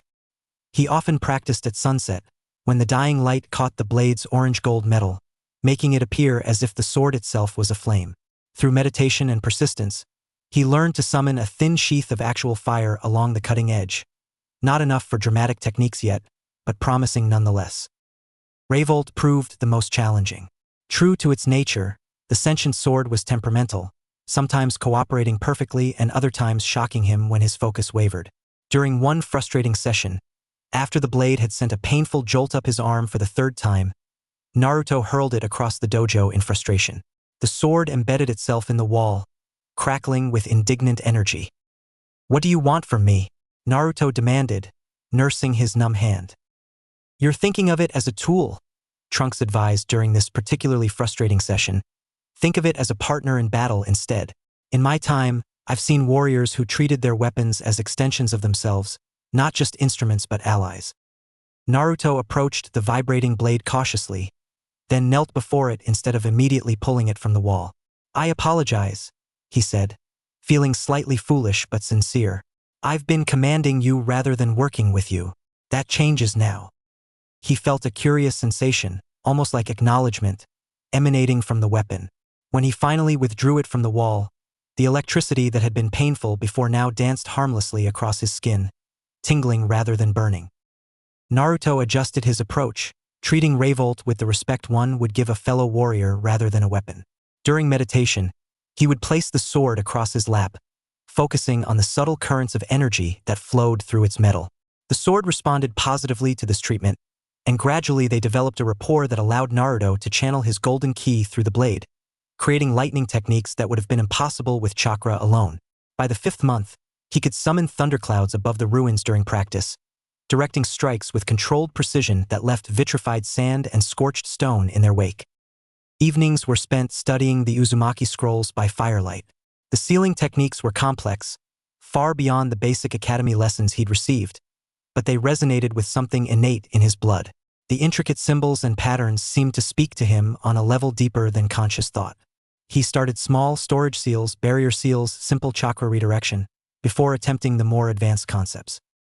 His hands, already calloused from sword work, became stained with ink as he practiced drawing seals with increasing precision. The Uzumaki scrolls emphasized that a single misplaced line could change a protection seal into an explosive one, and Naruto learned this lesson firsthand when a small error demolished his cooking pot, leaving him to eat cold rations for a week until he could fashion another from salvaged metal. One night, after mastering a particularly difficult barrier seal that could repel specific types of energy while allowing others to pass, Naruto found himself discussing his progress with Trunks' consciousness.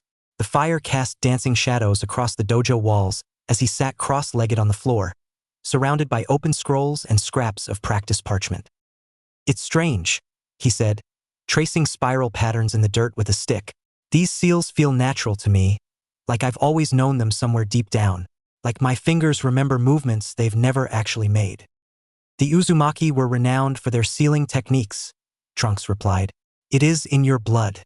Just as my muscle memory sometimes guides your sword forms, your Uzumaki heritage guides your hand." "Not just that," Naruto continued, examining a seal that glowed faintly blue under his touch. I think my golden energy, the ki, it actually enhances the seals somehow. When I infuse them with ki instead of chakra, they become stronger, more stable."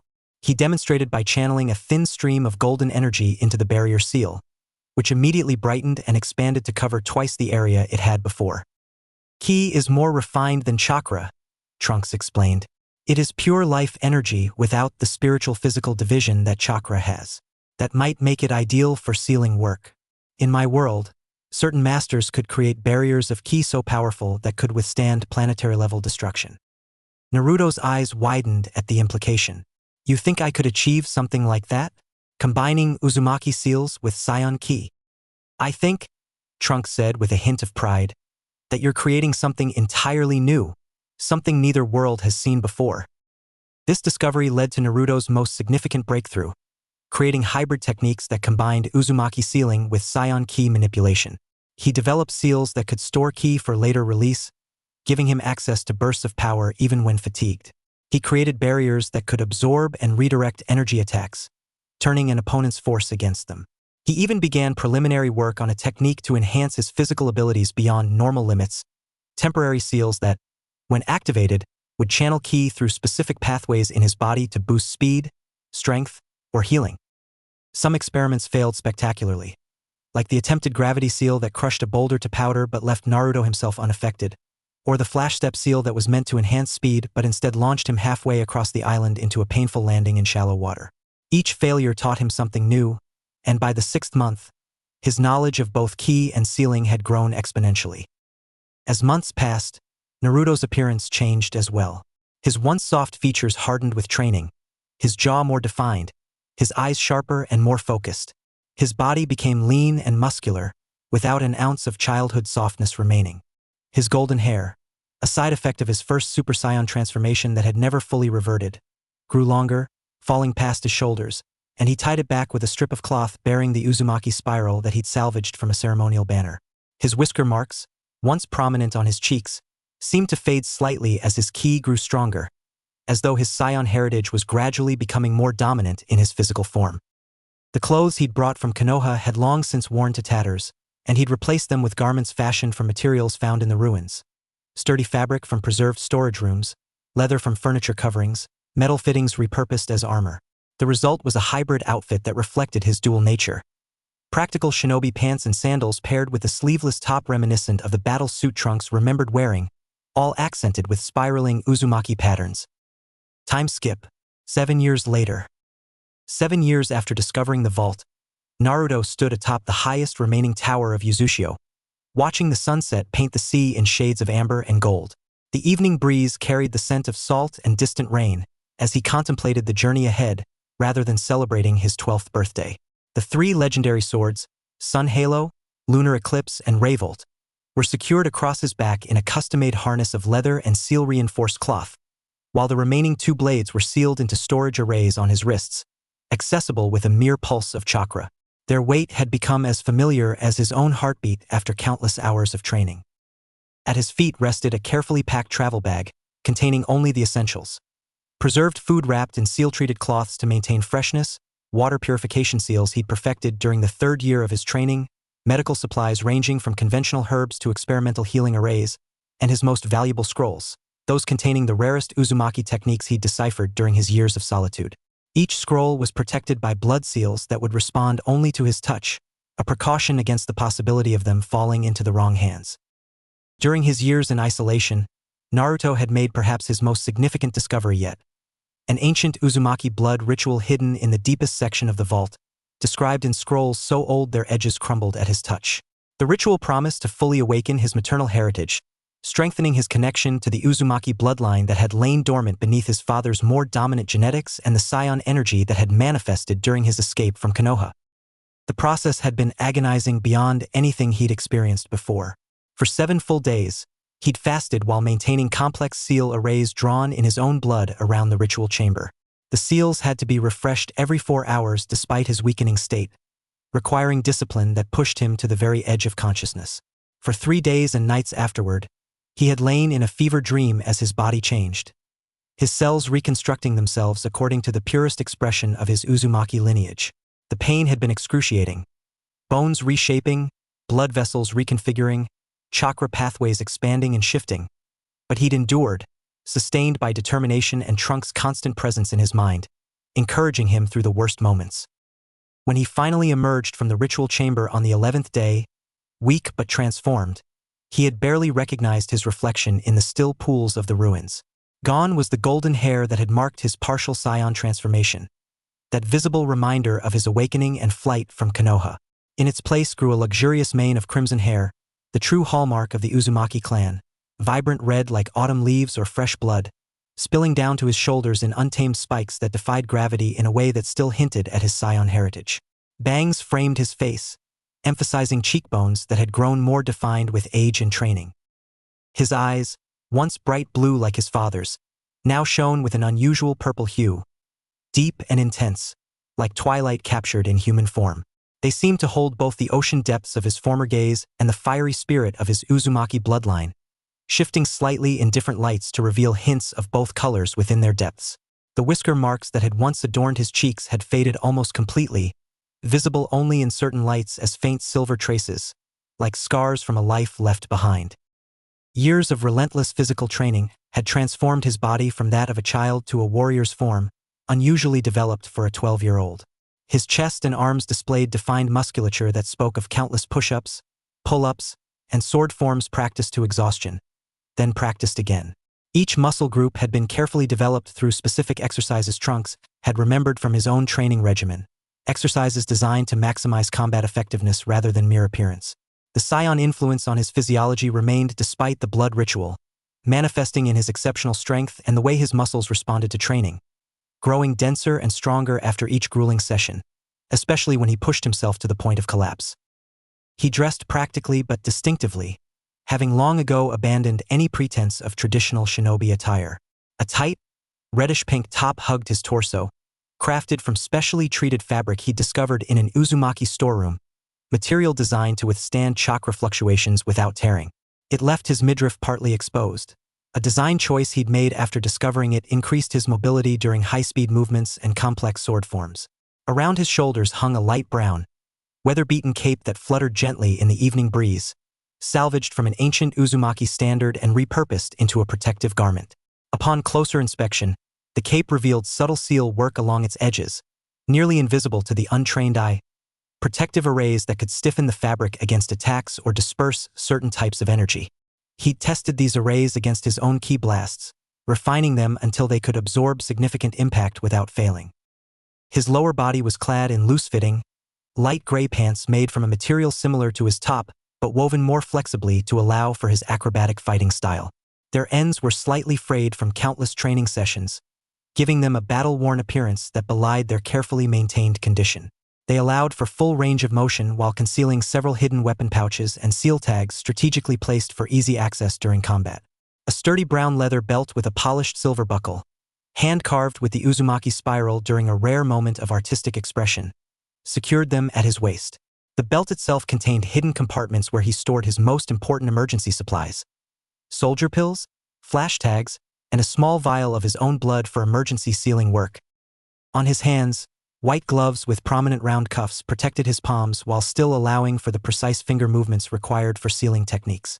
He'd reinforced them with thin metal plates across the knuckles, transforming even a simple punch into a devastating strike.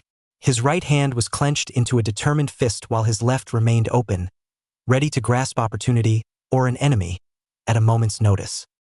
His footwear completed the ensemble: distinctive red and yellow boots with green accents at the cuffs, crafted from materials he'd found in the deepest storage rooms of the Uzumaki compound. They resembled no conventional shinobi footwear, being higher and more substantial than standard sandals, but offered superior protection and stability. The boots were reinforced with seals that absorbed impact, allowing him to land from great heights without injury and strike with devastating force. He'd tested their limits by leaping from the highest remaining tower in Yuzushio, landing without so much as a jarred bone, a feat that would have severely injured even a seasoned jonin. As the last rays of sunlight disappeared beyond the horizon, painting the clouds in deepening shades of purple and indigo, Naruto took a deep breath, filling his lungs with the evening air. The ruined city spread out below him like a monument to both destruction and rebirth. Craters from key explosions, sliced stone columns from sword practice, and intricate seal arrays etched permanently into flat surfaces all testified to years of intense training. This place had broken him down and rebuilt him stronger, but it had served its purpose. 7 years, he murmured, his voice deeper than it had been when he'd first arrived, though still carrying the subtle raspiness that had always been part of his speech. Longer than I planned to stay, but necessary. He ran his fingers through his crimson hair, still sometimes surprised by its color despite the years that had passed since the ritual. I wonder if they'd even recognize me now. Behind him lay the remnants of his training ground, craters from key blasts, some so deep they had filled with seawater to form small, perfect pools. Sliced stone from blade practice, cut so cleanly that the edges remained sharp years later. Intricate seal arrays etched into flat surfaces, some still glowing faintly with residual energy. One section of the wall bore thousands of impact marks where he had practiced the same punch day after day until the stone itself had begun to deform under the repeated pressure. This place had shaped him, broken him down, and rebuilt him stronger, but it had served its purpose. The time for isolation was over. He looked down at his open palm, focusing inward to draw on the well of power that had become as familiar as breathing. A small sphere of energy formed above his hand, illuminating his face with a golden glow, evidence that despite his physical transformation, the power of his Saiyan heritage remained, integrated rather than replaced. The blood ritual hadn't diminished his key abilities. If anything, the purification had enhanced his control, allowing for more precise manipulation of both energies. Where once he'd struggled to maintain stable forms, he could now shape his power with the precision of a master calligrapher. The small whirlpool of chakra and ki in his palm spun faster as he added more power, layers of blue and gold intertwining like lovers in an eternal dance. He compressed it until it was no larger than a marble but dense enough to carve through stone or steel with equal ease. With a flick of his wrist, he sent it arcing out over the sea, a tiny shooting star against the darkening sky. It traveled for several hundred meters before detonating with a force that belied its size, creating a flash of light that momentarily turned night to day and raising a column of water 50 feet high. The displaced seawater crashed back down with a distant roar that echoed across the ruins. A fitting farewell, he said with satisfaction, watching the ripples spread across the darkening waters, visible even at this distance thanks to his enhanced senses. And a promise to return someday. His fingers traced the Uzumaki spiral embroidered on his cape's shoulder.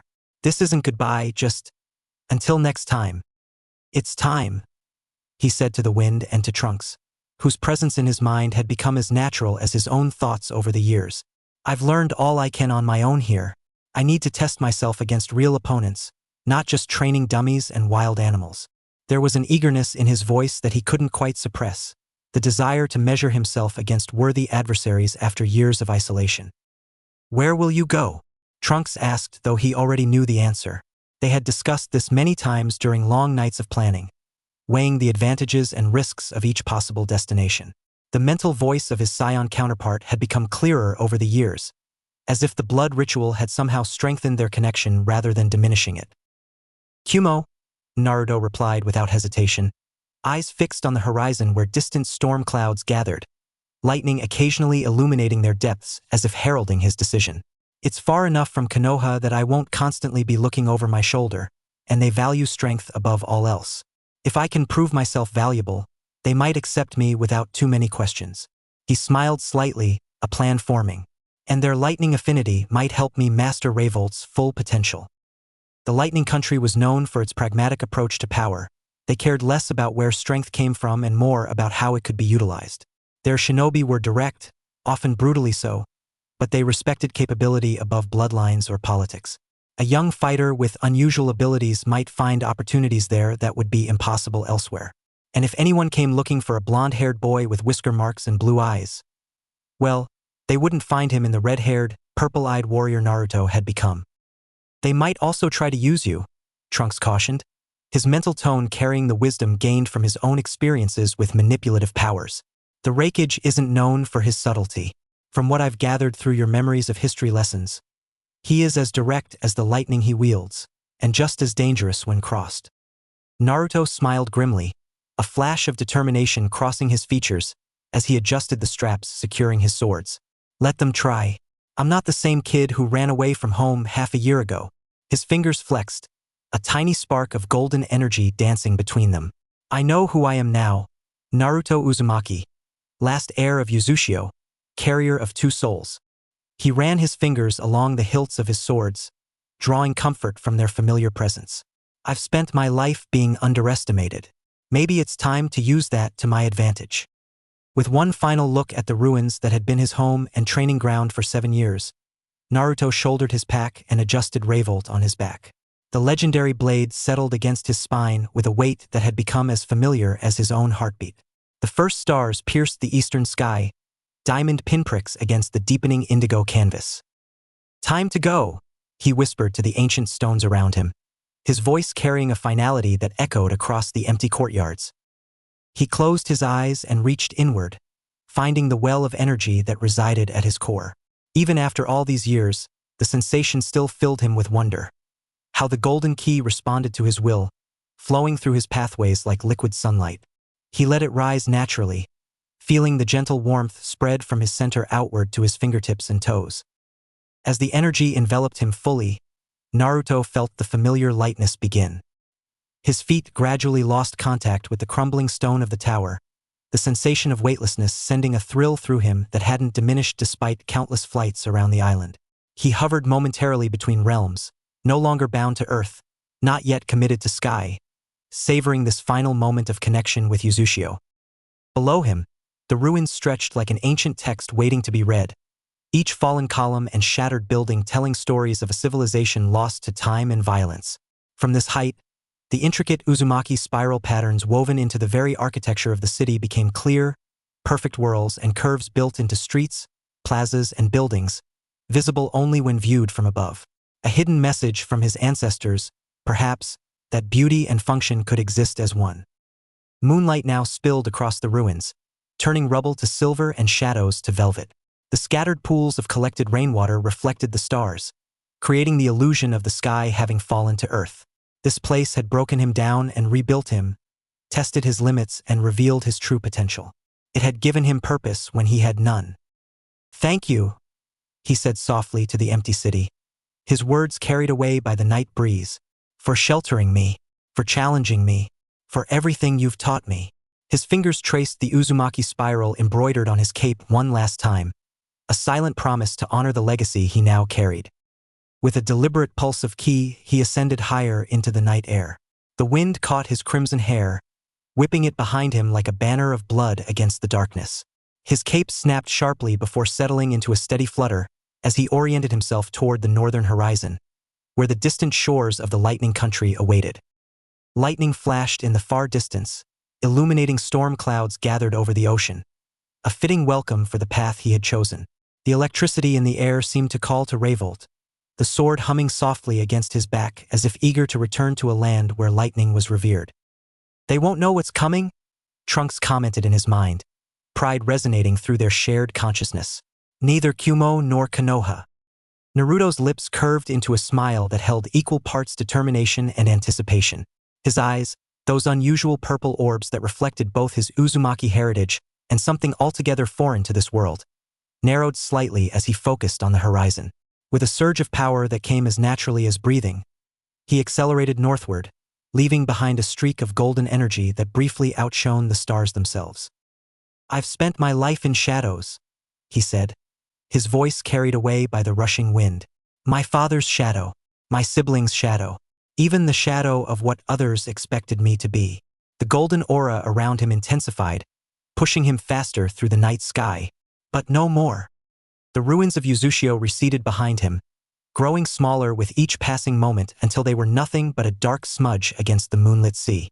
Ahead lay uncertainty, challenge, and opportunity. A world that had forgotten about the boy who had disappeared 7 years ago and had no idea of the warrior returning in his place. "I'm done living in anyone's shadow," he declared to the open sky, his voice stronger now, resonating with purpose. "From now on, I cast my own light." Thunder rolled across the jagged mountain peaks, a deep rumble that seemed to welcome Naruto to his potential new home. Kumohagakure, the village hidden in the clouds, had a history as turbulent as the storms that constantly surrounded it. Kumohagakure was established by the First Reikage following the Warring States period, rising from the chaos of endless clan warfare much like the other hidden villages. In those early, uncertain days of the Shinobi village system, Konoha's first Hokage, Hashirama Senju, had distributed the tailed beasts among the nascent powers, selling some to Kumo not merely as a gesture of goodwill, but as a calculated move to maintain a precarious balance of power. The legendary Shinobi had hoped this would prevent any single village from dominating the others, though history would prove such hopes naive. The seeds of enmity between Kumo and Konoha were planted early. During a peace summit between the Second Reikage and Second Hokage, the infamous Gold and Silver brothers of Kumohagakure launched an unexpected attack that nearly claimed the Hokage's life. The brothers, having once survived being swallowed by the Nine Tails itself, possessed power that bordered on mythical. Their betrayal shattered the fragile diplomatic relations between the villages, setting them on opposing paths that would cross in bloody confrontation during the First Shinobi World War. It was Kumo's elite Kinkaku force that eventually cornered and overwhelmed Tobirama Senju, the second Hokage, forcing him to sacrifice himself so his team could escape, a historical grudge that Konoha veterans still nursed. The village's rivalry reached its apex during the Third Shinobi World War, where two legendary figures emerged as the embodiments of their respective villages might. A of Kumohagakure and Minato Namikaze of Konohagakure. Their clashes became the stuff of legend, with the Yellow Flash's speed matched against the raw power of the future Fourth Reikage. The war claimed countless lives, including the Third Reikage, who fell after a battle of mythic proportions, single-handedly holding off 10,000 enemy shinobi for 3 days and nights before his body finally surrendered. His son A inherited not just the title of Fourth Reikage, but also the burden of a village perpetually preparing for the next conflict. It was into this proud, militaristic village that Naruto now gazed, contemplating the irony that he, son of Kumo's greatest rival, sought refuge here. Naruto stood at the edge of the mountain path, his form silhouetted against the darkening sky. Below him, Kumohagakure sprawled across the peaks like a constellation fallen to earth, its lights twinkling against the approaching night.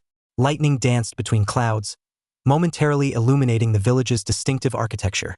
Cylindrical buildings rising from the mountainsides like natural formations, bridges spanning between peaks, all of it seemingly floating in the endless sea of clouds. A particularly violent flash of lightning cast Naruto's shadow long behind him, the 3 swords on his back creating a distinctive profile against the rocky ground. The air here was different, thinner, charged with electricity that made the fine hairs on his arms stand on end. After weeks of travel, he had finally reached his destination. The journey from Uzushio had been long and solitary. 3 weeks of wilderness paths, sleeping under stars when the weather permitted and in caves when it didn't. He'd avoided villages and settlements, slipping past patrols and travelers alike.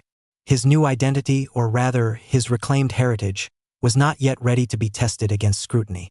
Better to arrive in Kumo as a complete mystery than to leave a trail for Konoha to follow. "So this is Kumo?"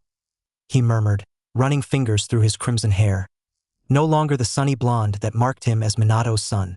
The Uzumaki red suited him, he thought, another connection to the heritage that Konoha had never honored. Bigger than I expected. A cold wind swept up from the valley, carrying with it the scent of rain and ozone. Naruto inhaled deeply, savoring the rawness of it. Unlike Konoha's perpetual summer or Yuzushio's salt-tinged breezes, Kumo smelled of potential of change. The air here felt electric against his skin, as if the very atmosphere recognized something kindred in him. It seemed fitting that he would remake himself here, among the storms. The village hidden in the clouds. Trunks' voice echoed in his mind, a presence that had become as familiar as his own thoughts. Appropriate, given how high we had to climb. You mean climbing as in flying up here? Naruto replied internally with a hint of amusement. He adjusted the swords on his back, his fingers moving with practiced precision. Sun Halo's warmth radiated against his right shoulder blade, while Lunar Eclipse's cool presence balanced it on his left. Between them, Revolt hummed with barely contained energy, responding to the lightning-charged atmosphere like an eager animal sensing its natural habitat. His hand traced Revolt's hilt absently, feeling the blade's eagerness vibrate through the wrapped handle. Small arcs of electricity occasionally jumped between his fingers and the metal, visible only for microseconds. Easy, he whispered to the blade, his voice nearly lost in the mountain wind. We'll have plenty of opportunities to test you here. Patience. The sword's energy settled somewhat, though Naruto could still feel its anticipation. These weapons had become extensions of himself during his journey, companions as much as tools. Each had its own personality, its own affinity. Revolt, forged in the heart of a lightning storm, clearly recognized its element in the air around Kumo. Naruto took a final moment to gather himself before continuing along the narrow mountain path. The last few weeks had changed him in ways beyond just his appearance. The solitude had given him time to process Trunks' memories more fully, to reconcile the two lives now sharing one consciousness. He was neither fully Naruto nor fully Trunks, but something new, something with the potential to surpass them both. The village gates gradually came into view as he rounded a sharp bend in the path. Unlike Konoha's wooden structures, Kumo's entrance was carved from the mountain itself. Massive stone pillars supporting a lightning bolt emblem that seemed to catch and amplify every flash from the storm clouds above. For Shinobi stood guard, their distinctive white flak jackets making them easy to spot against the dark stone. Naruto straightened his shoulders and approached confidently, his stride purposeful but relaxed. He could feel their eyes on him, assessing the stranger with unusual hair and legendary weapons. As expected, they moved to block his path before he could reach the threshold. "State your business in Kumohagakure," demanded the taller guard, a dark-skinned man with a jagged scar running from his right temple to his chin. His eyes narrowed at Naruto's unusual appearance, lingering particularly on the three sword hilts visible over his shoulders. Two of the other guards subtly shifted their stances, preparing for trouble, though they maintained the appearance of casual vigilance. The fourth, a kunoichi with silver-white hair pulled into a tight bun, made no pretense of her readiness, her hand already resting on the tanto at her hip. Naruto felt the weight of their scrutiny but remained unfazed. The journey had prepared him for this moment, and Trunks' memories provided a steadiness that his younger self would have lacked. "My name is Naruto Uzumaki," he replied calmly, meeting each guard's gaze in turn. His voice carried easily despite the rumble of thunder overhead. "I seek sanctuary and the opportunity to serve Kumohagakure with my skills." The guards exchanged glances, a silent communication born of years working together. The kunoichi's eyebrows rose slightly, her grip on her tanto relaxing by a fraction.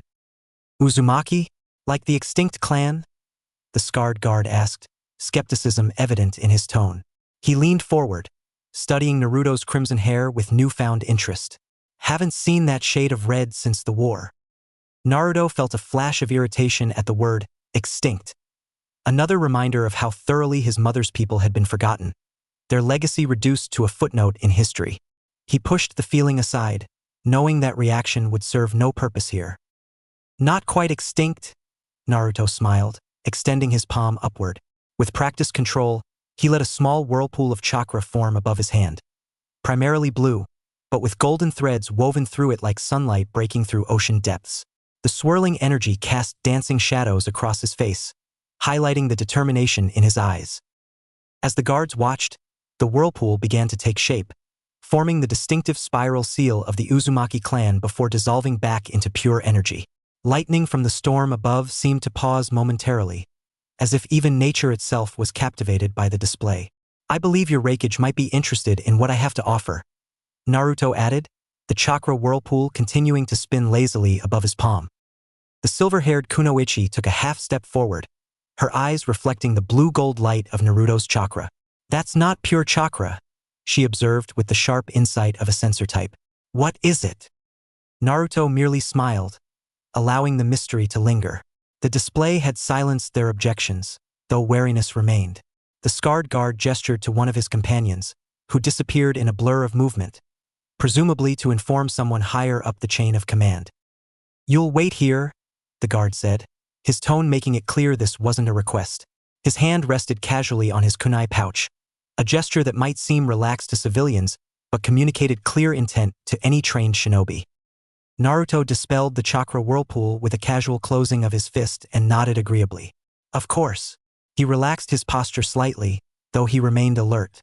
The 3 swords on his back shifted with his movement, catching what little light penetrated the storm clouds. "Those swords?" the Kunoichi asked, curiosity overcoming protocol. "Where did you get them?"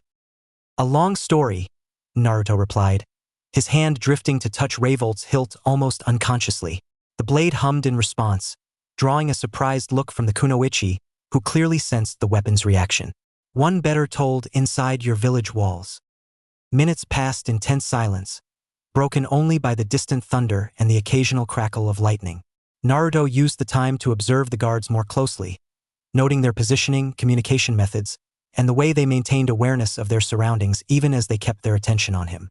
Kumo's military reputation was well-earned, it seemed.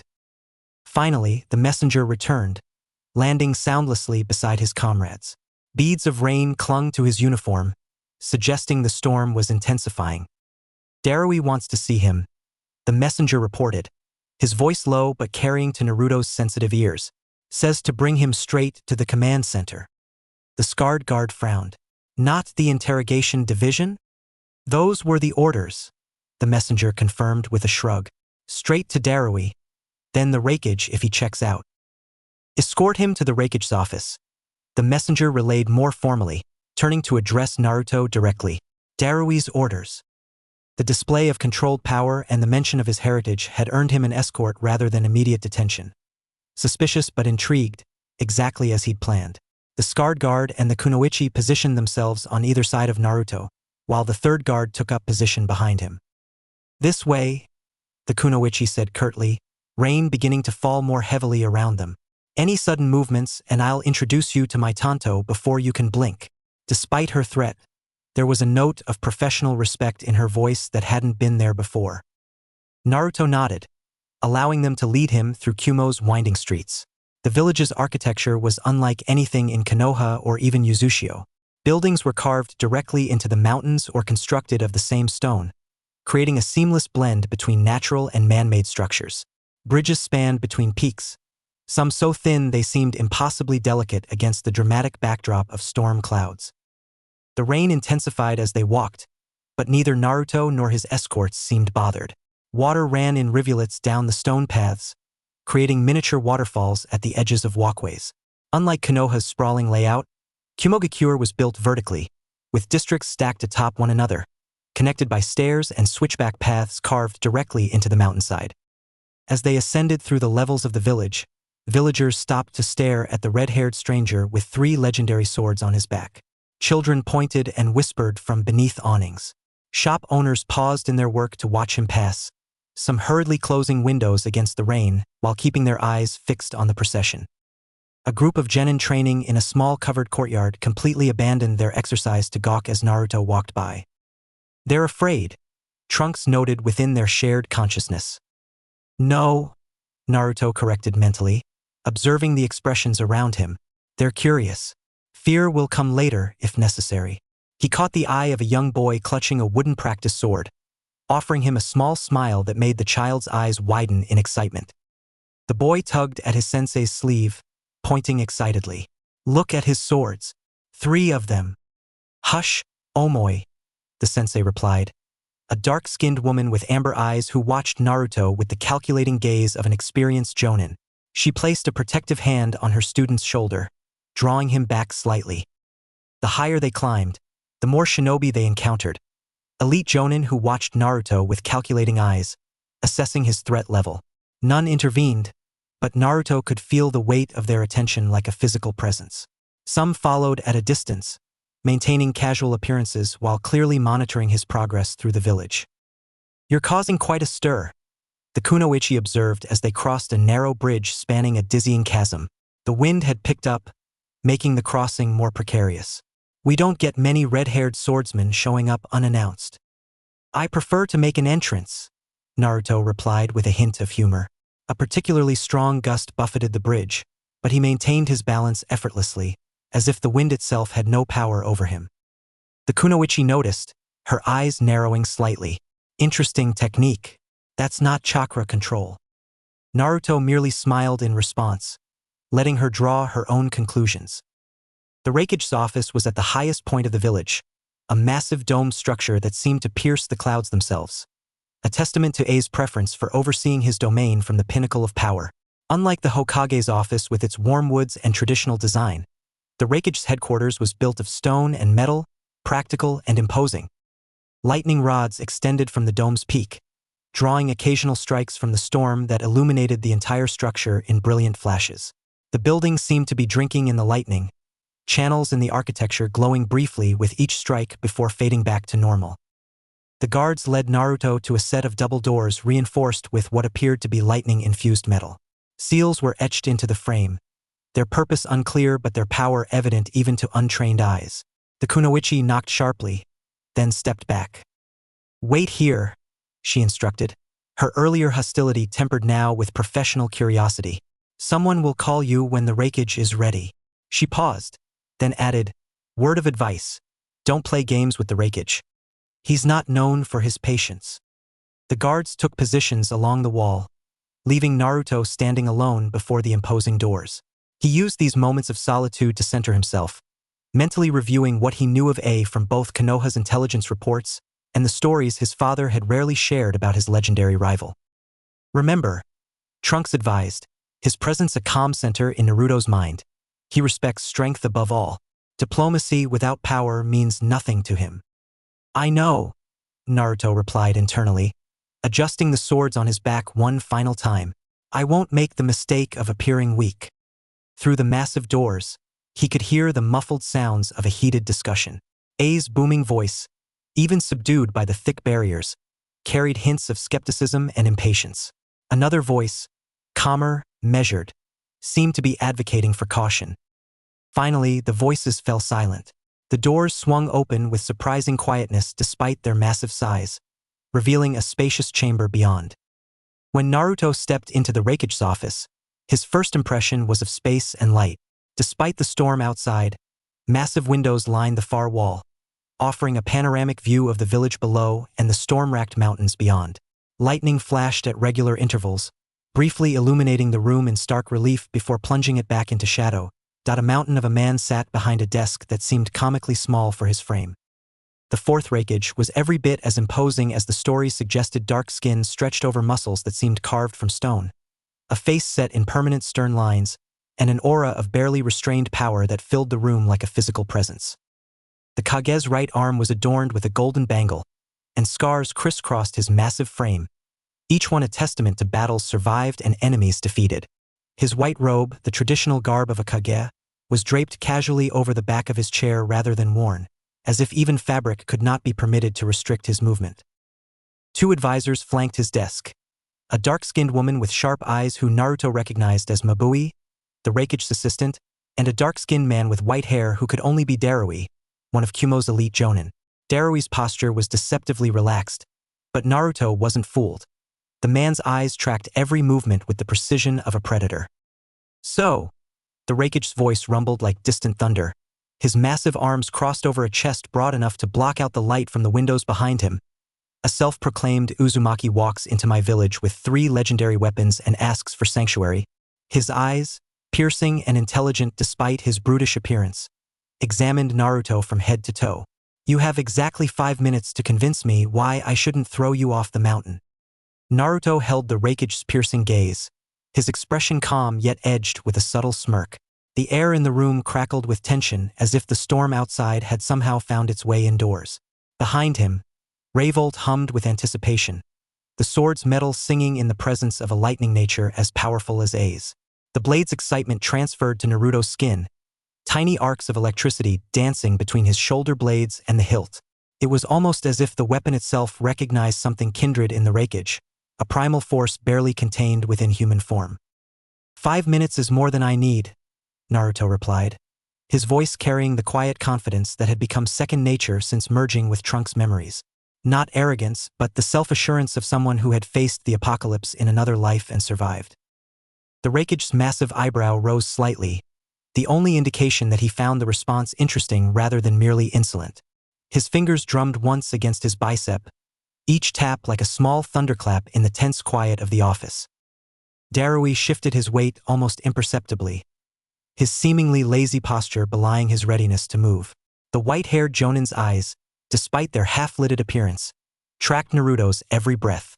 His hand rested casually near his holster, a relaxed gesture to anyone but a trained fighter. Be careful, Trunks cautioned within their shared mind. This man is faster than he looks. Naruto acknowledged the warning with an internal nod while maintaining his outward composure. He uncrossed his arms slowly, telegraphing each movement to avoid triggering the elite shinobi's defensive instincts.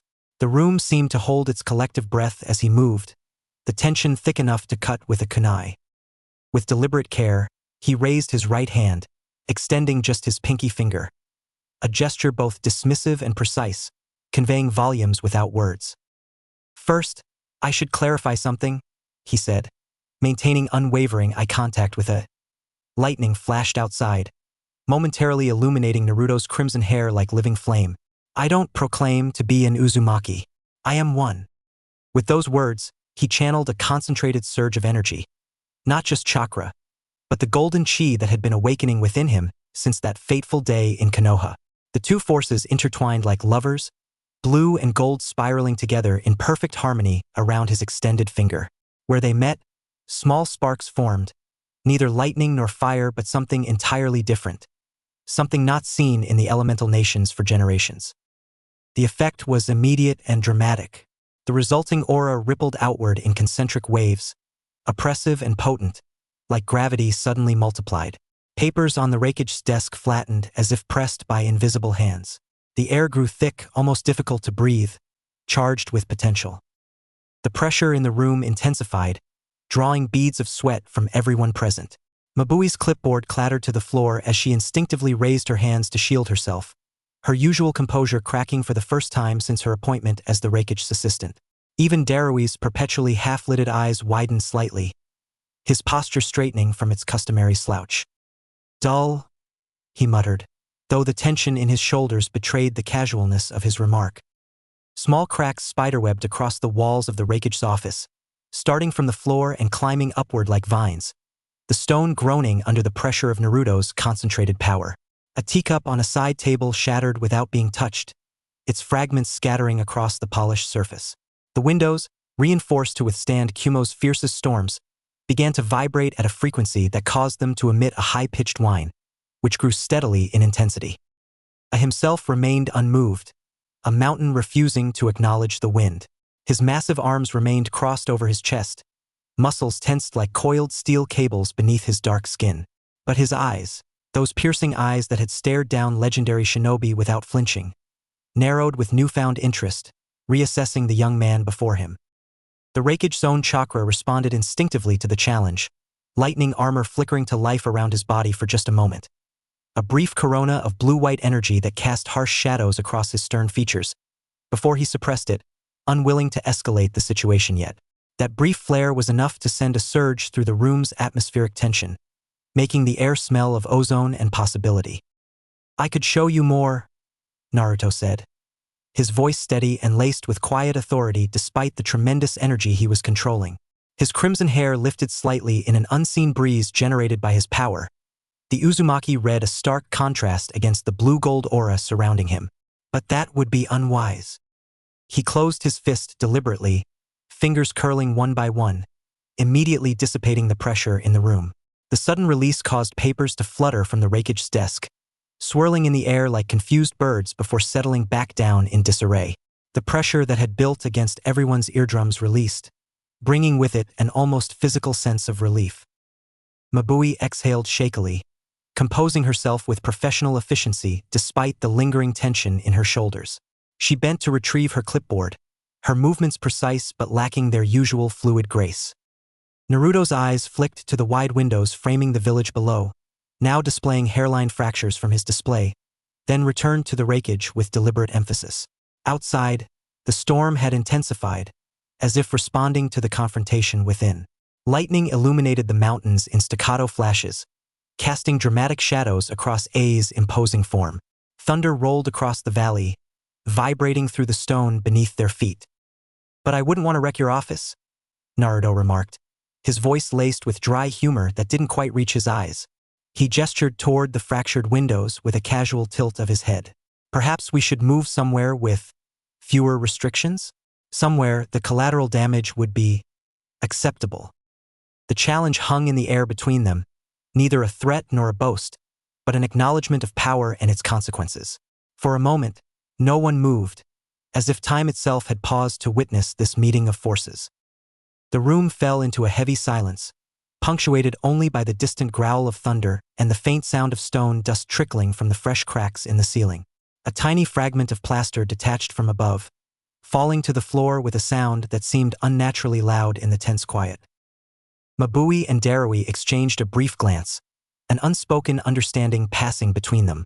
The assistant's fingers tightened around her clipboard while Darui's hand drifted fractionally closer to his weapon, though neither made any overt movement. The rake's lips curved, not into a smile, but into something closer to a predator's recognition of a worthy adversary. His expression held something that might have been respect in another man, but it manifested as a dangerous sort of interest. "Interesting," I muttered, his deep voice reverberating through the office like distant thunder. He uncrossed his arms and pressed his massive palms flat against the desk. The sturdy wood groaned under the weight of his hands, small indentations forming beneath his fingers. "Very interesting indeed." The silence stretched, charged with potential and unspoken assessment.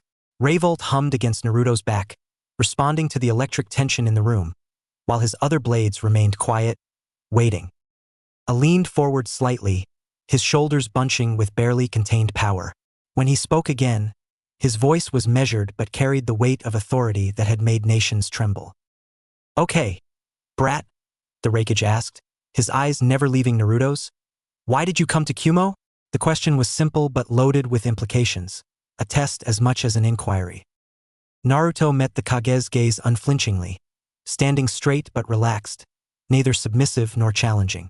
When he answered, his voice was clear and direct, carrying across the room with quiet certainty. "To join your ranks," Naruto replied, the simple statement hanging in the air between them like a declaration and a promise. "To join your ranks," Naruto said, his words slicing through the charged silence. It was more than an answer, it was a challenge and a vow, crackling in the air between him and the towering Raikage. The room seemed to shrink around them, the weight of Kumo's judgment pressing down from every shadowed corner. Outside, the storm raged as if echoing the unsettled energy in the office. Thunder rattled the cracked windows, and A's massive fingers dug into his battered desk, splintering wood beneath his grip. The scent of ozone thickened. Dust drifted lazily from the ceiling where old impact scars marred the stone. This room had seen tempers flare, threats thrown, treaties negotiated at the edge of a blade, but rarely had it held something quite like this. A boy who stood like a weapon that had learned to sheath itself. For a heartbeat, no one moved. His eyes never left Naruto.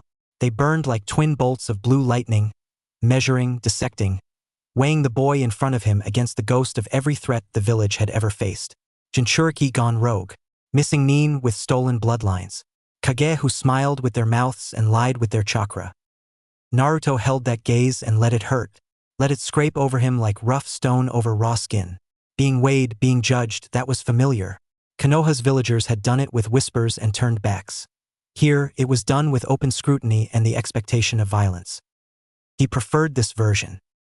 Darui, commanded at last, his voice grinding like distant thunder rolling over the mountains. Take him to the holding quarters. No chains, but post 2 squads on rotation. I want eyes on him every moment. No exceptions. No gaps. If he so much as breathes out of rhythm, I want to know. The jonin lining the walls shifted, a flicker of unease running through the room. Cloth rasped against armor. A leather strap creaked as a hand unconsciously tightened on a weapon hilt. No one argued. Darui straightened with a nod, his usual laid-back demeanor belying the razor-sharp glint in his eyes. Understood, he said. The word carried the weight of years at the Reikage's side, and the unspoken. If he twitches wrong, I'll be the first to move. His gaze traveled once more over Naruto, cataloging posture, stance, the way his muscles seemed relaxed yet primed. The golden undertones of that strange chakra still clung to the air like the ghost of a storm. With a flick of his hand, Darui motioned for Naruto to follow. Naruto held A's gaze for 1 heartbeat longer, chin tilted in quiet defiance. He didn't bow. He didn't bristle. He simply turned on his heel and moved toward the door. Measured, controlled, every step a reminder to himself that bursting into a fight now would ruin everything he'd come here to do. Even the way he walked was deliberate, a pace just shy of insolent, just shy of submissive. A razor's edge. As Naruto moved past, fragments of whispered speculation drifted from the posted guards, too low for a normal human to catch, but nowhere near low enough for a warrior raised on battlefields and chakra storms. Did you see his chakra? Those gold threads. Never seen anything like that. That wasn't just chakra, another murmured. It felt like it was pressing back, almost suffocating, like standing too close to one of Bisama's full cloaks. Not just Uzumaki seals. Konoha, blood or not, letting him loose feels dangerous. Came another, wary voice. If he snaps, we're the ones in the blast radius. You think he's a Jinchuriki too? Someone else whispered, uncertainty fraying the edges of the question. Does it matter? Came the answer tight. Power like that doesn't need a beast in a cage to wreak havoc. Quiet, snapped the silver-haired kunoichi at the gate, her knuckles tight around her tanto. The metal creaked softly under her grip. Orders stand. You want to question the Reikage's judgment? Do it outside the village walls. Her eyes slid briefly to Naruto, sharp and assessing, before she turned away. The tiniest furrow formed between her brows, a mark of professional concern, not cowardice. Naruto felt every stare between his shoulder blades. Suspicion, fear, curiosity. A village that had seen monsters before and lived to tell the tale. They're not wrong to be afraid, he thought. They just don't know what I'm afraid of. And it isn't them. Internally, well, that went better than being pitched off a mountain, Trunks quipped, voice a dry note inside Naruto's mind. Naruto's lips twitched, the ghost of a humorless smile. He released a slow breath, pacing himself behind Darui. For now, doesn't trust talk. He wants action. Proof. Words don't mean much when you've buried enough shinobi to pave a road. He's a warrior chief in a fortress village built on cliffs and lightning, Trunks replied. Talk was never going to be the thing that convinced him. Honestly, I'm surprised he didn't just swing at you to test your mettle on the spot. Would have been very on brand. I felt it, Naruto said silently, feet moving on instinct as they exited the Reikage's tower.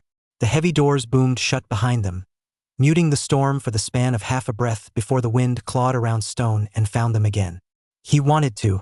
Part of him was one provocation away from tearing that whole office apart. Yeah, Trunks said wryly. I recognized the look. I've seen it on Vegeta's face. And yours. And mine. That edge between, I should evaluate you, and I should see if you survive me trying to punch your head off. He respects strength, not promises. So, we give him strength with control. That's the only language he's going to listen to. Control, Naruto echoed, tasting the word like something sharp. The memory rose unbidden. Gohan's mellow coaching long ago, or perhaps lifetimes past. The smell of grass under a twin sun, and the ache in his muscles from another brutal spar. His lungs had burned, his vision had blurred with sweat, and still Gohan's voice had been steady, patient. Power is nothing if you lose control when it matters, Gohan had said, hands braced on his knees. watching Naruto drag himself upright yet again. You don't win by overpowering your fear, you win by outlasting it. You stay when everything in you screams to break. Back then, Naruto hadn't fully understood. He'd thought winning meant flashing lights, roaring a little louder than the enemy, punching a little harder. Now, walking through a foreign village under the weight of 100 untrusting eyes, he understood all too well. Naruto's thumb grazed Revolt's hilt as they traversed Kumo's rain-soaked, tiered streets.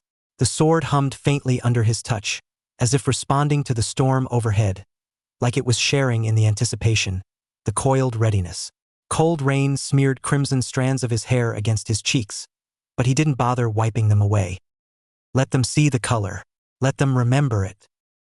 Spectators pressed against drenched balconies, eyes wide, searching for the strange new arrival they'd heard about in fragmented rumors. Children craned their necks between the railings. Merchants paused mid-transaction with coins and scrolls frozen halfway between hands. A pair of chunin on patrol stopped dead, their conversation tapering off into wary silence. That's him? The red-haired outsider. Idiot, of course that's him. Look at Darui. He doesn't escort tourists. He walked out of the Reikage's office alive. That means something. Means trouble, another voice muttered from a shadowed alcove. The last time I looked that serious about bringing someone down from the tower, we ended up with a crater outside the east gate. Naruto kept his gaze forward, letting their words wash over him without latching on. He'd lived under heavier gossip in Konoha's alleys and markets. At least here, their fear wasn't laced with the same brand of poisonous familiarity, the kind that said, "We know you. We know your parents died. We know what you carry." Here, they didn't know him at all. Somehow, that made it easier to breathe. Omoy, the ever-curious boy, leaned perilously over a railing, eyes sharp, mind racing a mile a minute already. Rain plastered his hair to his forehead, but he didn't seem to notice. If he's that strong and they're putting him in holding, what if he breaks out? Omoy muttered, half to himself, half to the woman beside him. If he breaks out, they'll blame us for not noticing something, and then we'll have double patrol duty, and if we're on double patrol duty, we'll be exhausted when the enemy actually shows up, and then we'll… Omoy, his teammate, Karui, cut in, voice-edged. She reeled him back by the collar before he could topple over. Stop spiraling and keep your eyes open. One disaster at a time. But that's the problem, Omoy insisted, not quite under his breath.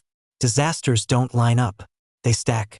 What if he's not a disaster but he attracts one, like say, Konoha shows up saying, "Hey, that's our lost asset, hand him over," and then you punch one of them because they're annoying and then… Omoy. He clamped his mouth shut at Karui's tone. Though his eyes remained fixed on Naruto below, his thoughts clearly anything but quiet. Her gaze dropped to Naruto as he passed below, narrowing. Warrior's instincts flared. She didn't like unknowns with that much raw power, and she liked even less that he moved like someone who knew exactly how dangerous he was. You see it too? Omoy asked more quietly. He doesn't move like a genin, or like most jonin either. It's like his center of gravity is somewhere else. I see it, Karui said. That's why I'm not underestimating him. Do you think he's really from Konoha? Omoy pressed. If he is, that means he's grown up breathing their air, learning their style, their hypocrisy. Do we even know what side he'd pick if it came down to it? What if? You're asking the wrong question, Karui said, eyes never leaving Naruto. The better question is, what side will we put him on? Omoy fell silent at that, unnerved by how matter-of-fact she sounded. Naruto didn't look up, but he felt their attention like a weight brushing over his skin. Different from the Reikage's heavy scrutiny, different from the guard's fight-or-flight tension. This was battlefield curiosity, calculating, measuring the distance between stranger and potential enemy. They're sharp, Trunks noted, not complacent at all. Good, Naruto answered inwardly. People who see danger clearly are the ones you can sometimes trust to choose the harder path. Darui tossed a glance over his shoulder. Holding quarters are for guests, he said, voice an easy drawl that didn't quite hide the alert set of his shoulders. Just happens. Sometimes we hold them a bit longer. Naruto's lips curled in a sly smirk. A gilded cage, then? Darui's smile was shadow-thin, humor barely there. Depends if you rattle the bars. And if I do? Naruto asked, tone light, but his eyes were steady. Testing. Probing the edges of this man who might be ally, jailer, or both. What if your guest doesn't like sitting still? Then, Darui said, meeting his gaze fully now, you'll find out how much lightning it takes to melt gold, and how much patience Kumo has for guests who mistake hospitality for weakness. Naruto huffed, a quiet, almost amused sound. I've never been accused of mistaking strength for weakness, he said, but I've seen a lot of people mistake fear for wisdom. Darui's eyes narrowed the slightest bit. You talk big for someone walking under guard. You sure you're not the one confusing the two? If I were, Naruto replied, I'd already have tried to blast my way out of here. They held that quiet, crackling stare for a moment longer before Darui turned away again. Bold? Trunks murmured inside. He's not just a lackey. He's thinking, measuring you too. And he's not easy to bait. Good, Naruto answered inwardly. I'd rather be watched by someone smart than someone scared. Fear panics. Smart plans. And if they plan, I can plan around them. They turned down a narrower street, torchlight and flickering seal lanterns painting wavering gold on wet stone. The storm had driven most civilians inside, but shinobi were beginning to gather on the rooftops like crows, silent and watchful. Murmurs spread in ripples as word traveled faster than the rain. That chakra felt like a storm inside a storm. Reikage-sama looked excited. That's never peaceful. Bet you Tenryo there's a test coming. Sooner rather than later. 10? Make it 30. You saw that look. He's planning something for the proving grounds. He always does when he smiles like that and breaks furniture. Overhead, lightning ripped the sky, no mere weather. The flash was so bright it turned every raindrop into a shard of crystal for a split second. Naruto felt the surge of natural energy, the way it tangled with the strange golden current woven into his chakra system. For a moment, the sky felt close enough to reach out and grab. His fingers twitched. The test loomed. You feel it? Trunks asked. Yeah, Naruto said. They're not going to let this drag out. Tomorrow, maybe even tonight. He flexed his fingers, letting a thin thread of golden energy spark at his palm before he snuffed it out, the brief light swallowed by the rain. We need to be sharp. No slip-ups. No instinctive overkill. We've fought gods and androids, Trunks reminded him. This is a village trial, not the end of the world. I'm not worried about losing, Naruto replied. I'm worried about winning wrong. Show too much, too fast, and I'm a weapon. Show too little, I'm a liability. Either way, I'm not a person, just an asset or a threat. He thought of how easily villages renamed people. Jinchuriki, weapon. Host, container. Never child. Never boy. Never human. Trunks was quiet for a moment. When he spoke again, his tone had softened. Then we show them what you are without breaking what you could be. One step at a time. You've done this before, remember? Made people see beyond the label. That was with people who wanted to, Naruto said. I don't know yet what Kumo wants from me. We'll find out tomorrow, Trunks said. Or they'll find out what it means to corner someone who refuses to be a thing. Naruto's eyes hooded briefly, rain tracing cool paths down his cheeks. Let's hope it doesn't come to that. Reikage's council chamber. The storm's low growl seeped through stone and sealwork as if the mountain itself was listening. Lightning flared, and for an instant the carved reliefs of past Reikage along the walls seemed to stir. Shadows of dead leaders watching the living argue survival. Mabui's heels punctuated the tension, clicking over polished black stone as she crossed the chamber. Scrolls and reports lay scattered across the war table, old threat assessments, intel on Konoha, scraps of Uzumaki lore dredged from archives that should have stayed theoretical.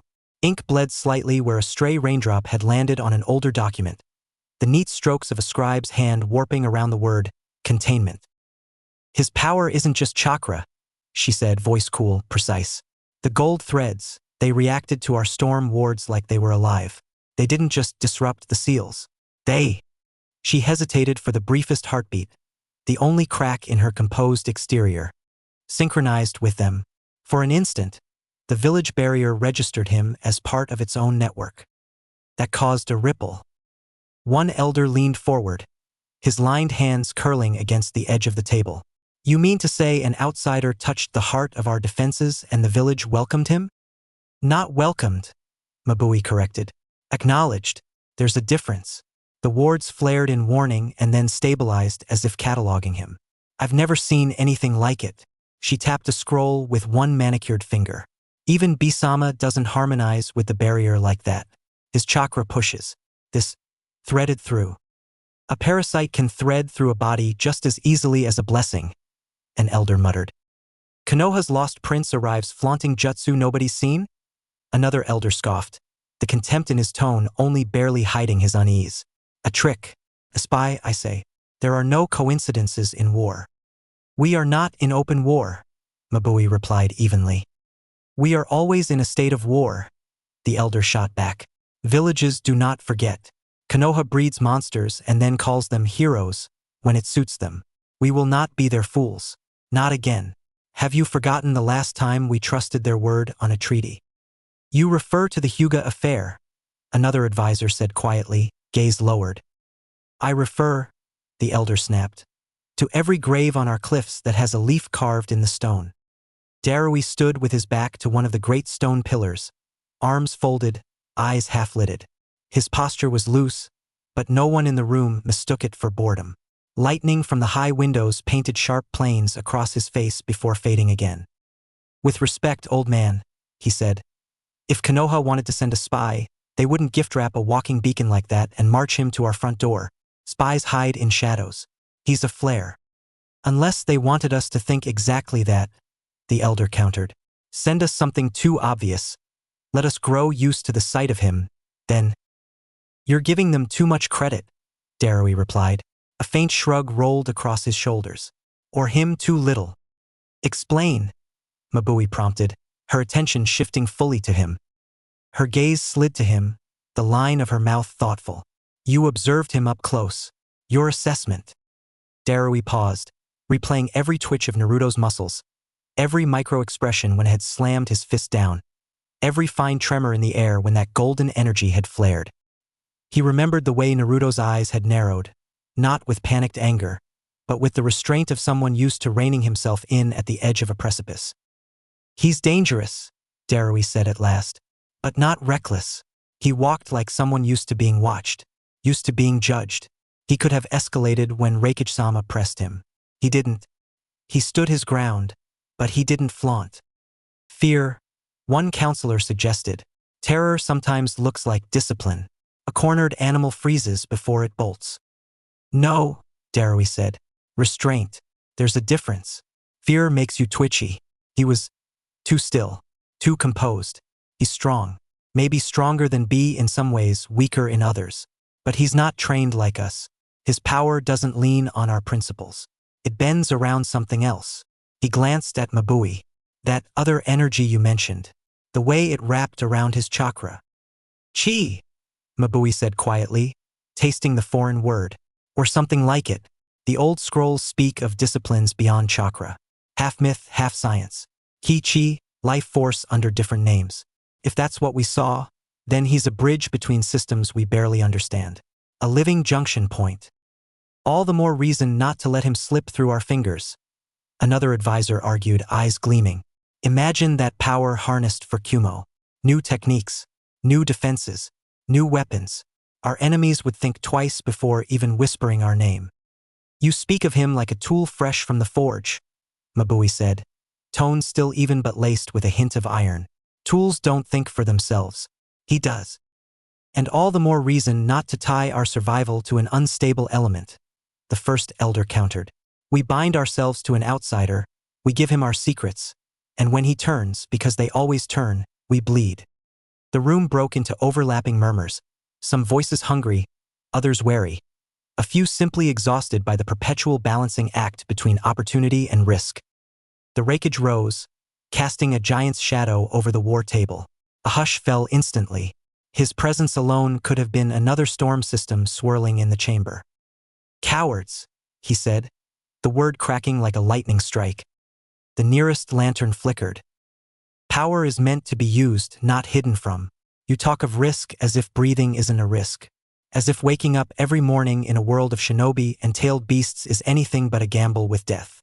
He slammed his fist down. Cracks spiderwebbed across the black stone. tiny shards jumping like startled insects. No one flinched. They'd seen him break harder things. You want safety? A continued, eyes sweeping the room. Then lock yourselves in a bunker and pray the mountains don't collapse on top of you. I won't run this village from fear. Not of Konoha.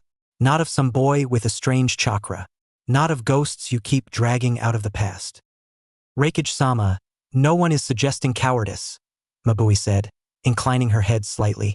We advise caution, not retreat. A blade is still a blade even if you test its edge before swinging it. Caution is a tool, I said.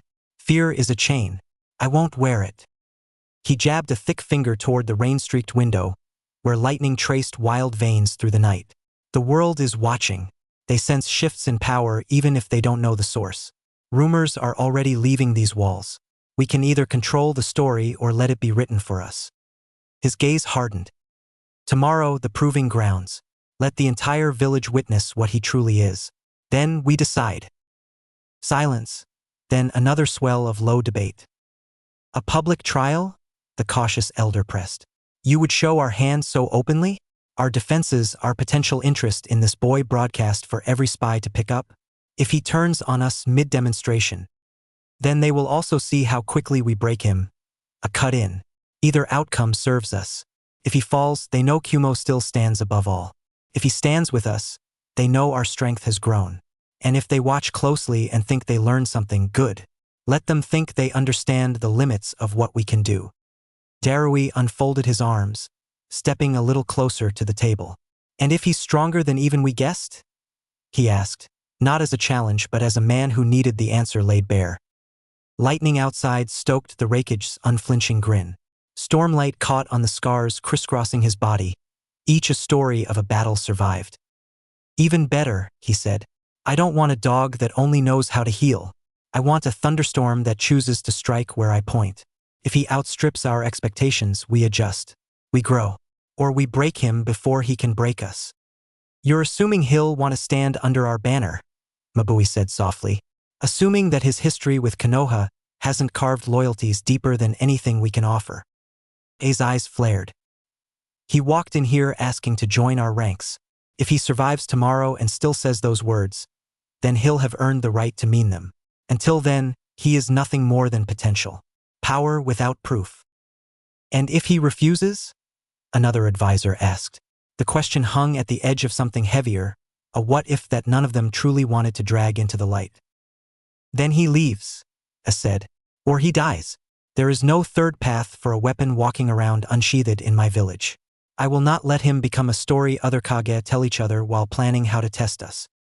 The words hung in the air like a sentence already passed. Mabui exhaled slowly, calculating odds, logistics, and exit strategies in the spaces between heartbeats. I'll oversee the preparations at the proving grounds. Barriers, Mednin on standby, and a containment perimeter in case his power spikes. If this goes wrong, it won't be because we were unprepared. Reinforce the outer seals, I added. I don't want the mountain cracking if he loses control. And make sure there's a buffer of non-combatants. The last thing I need is idiots trying to get closer for a better view. Understood, Mabui said. I'll use B-sama's last sparring configurations as a template and expand from there. Make sure B hears of this, I went on. He'll want a front row seat. And tell C to have his sensory teams ready. I want every fluctuation recorded. If we are to handle this boy, we'll know his anatomy of power down to the smallest spark. Chakra, chi, whatever else he's hiding. And if we discover something we can't classify? Another counselor asked. A's expression didn't waver. Then we classify it by one thing only. Does it bow to Kumo's will, or does it stand against it? Darui watched the Reikage, then glanced toward the door Naruto had left through not so long ago. Kid, he thought, a faint, reluctant respect curling at the edges of his mind. You walked into a lightning storm and asked to be struck. Tomorrow we'll see if you stand back up, or if you turn out to be the one who keeps walking after the rest of us are on our knees. I'll handle security rotations around the holding quarters, Darui said aloud. If he makes a move before tomorrow, I want it to be through me. No jumpy Chunin making a mistake and starting a war before we've even had our show. I nodded once. Good. Pick people with steady hands and steady nerves. If anyone panics around him, they're off rotation. I don't care how good their record is. Thunder rolled again, deeper, closer. In the heart of the storm, Kumo's fate, and Naruto's, began to shift, piece by fragile piece, toward the proving grounds of tomorrow. Outside, unseen by those in the council chamber, the storm clouds twisted subtly, as if something above the village had taken a slow, measured breath. Tomorrow it would exhale. Naruto's fingers twitched, his nerves betraying the calm mask he wore as the Kumo shinobi escorted him down the dimly lit corridor. Their grip on his arm was firm, not cruel, but there was no mistaking the underlying tension in their movements. The faint scrape of their sandals against the stone floor filled the silence, accompanied by the distant drip of water echoing through the halls. The air was cool and carried a faint metallic tang, reminiscent of damp steel and old stone, the kind of scent that clung to the walls of places meant to hold secrets or prisoners. They turned a final corner. The lead jonin didn't look back, but his chakra tightened, hardening like a shield between Naruto and whatever waited ahead. Quarters, he said simply, voice flat, as if the word itself might crack if he put any inflection on it. The door to Naruto's so-called guest quarters slid open with a soft thud, the sound oddly final, like a gavel striking down judgment. The room beyond was stark, its utilitarian design leaving no room for comfort or pretense. Clean, yes, but utterly lifeless. A narrow cot with a thin, scratchy blanket sat against one wall, its metal frame scuffed and unyielding. A simple wooden table stood in the center, its surface marred with faint scratches and dents, as though it had endured years of restless drumming fingers or frustrated fists. On top of it sat a pitcher of water, beads of condensation rolling down its sides, pooling into a small, damp ring beneath it. High up on the far wall, a small window with iron bars let in a sliver of moonlight, casting faint, fractured patterns on the cold stone floor. It wasn't a dungeon, not technically, but the suffocating absence of freedom hung heavy in the air. Naruto's sharp eyes caught the faint pulsing glow along the walls, reinforced seals, their intricate patterns etched with precision, radiating a steady, rhythmic hum just at the edge of his vision. Chakra-dampening tags lined the doorframe, their ink dark and fresh, exuding a faint, acrid smell that made his nose twitch. He snorted inwardly, a flicker of defiance sparking in his chest. Of course. Lock up the weird foreign kid. Wrap him in seals. Pretend he's a guest. They're not taking any chances, huh? The thought was laced with bitter humor, his lips twitching upward for the briefest moment before the weight of the situation settled back over him. The door clicked shut behind him, the sound of the lock sliding into place reverberating through the room. He didn't need to turn around to know they were still there. Two elite squads, their chakra signatures unmistakable, stationed just beyond the hallway. He could feel them, their energy shifting in a calculated rhythm. One team moved with sharp, precise intent, their presence like the edge of a blade poised to strike. The other lingered farther back, their movements so subtle they were almost imperceptible, but Naruto could sense them nonetheless. A ghostly, watchful presence. They're not breathing down your neck, a dry, familiar voice echoed in his mind, low and edged with concern. They're building a cage they can walk away from. Yeah, I noticed.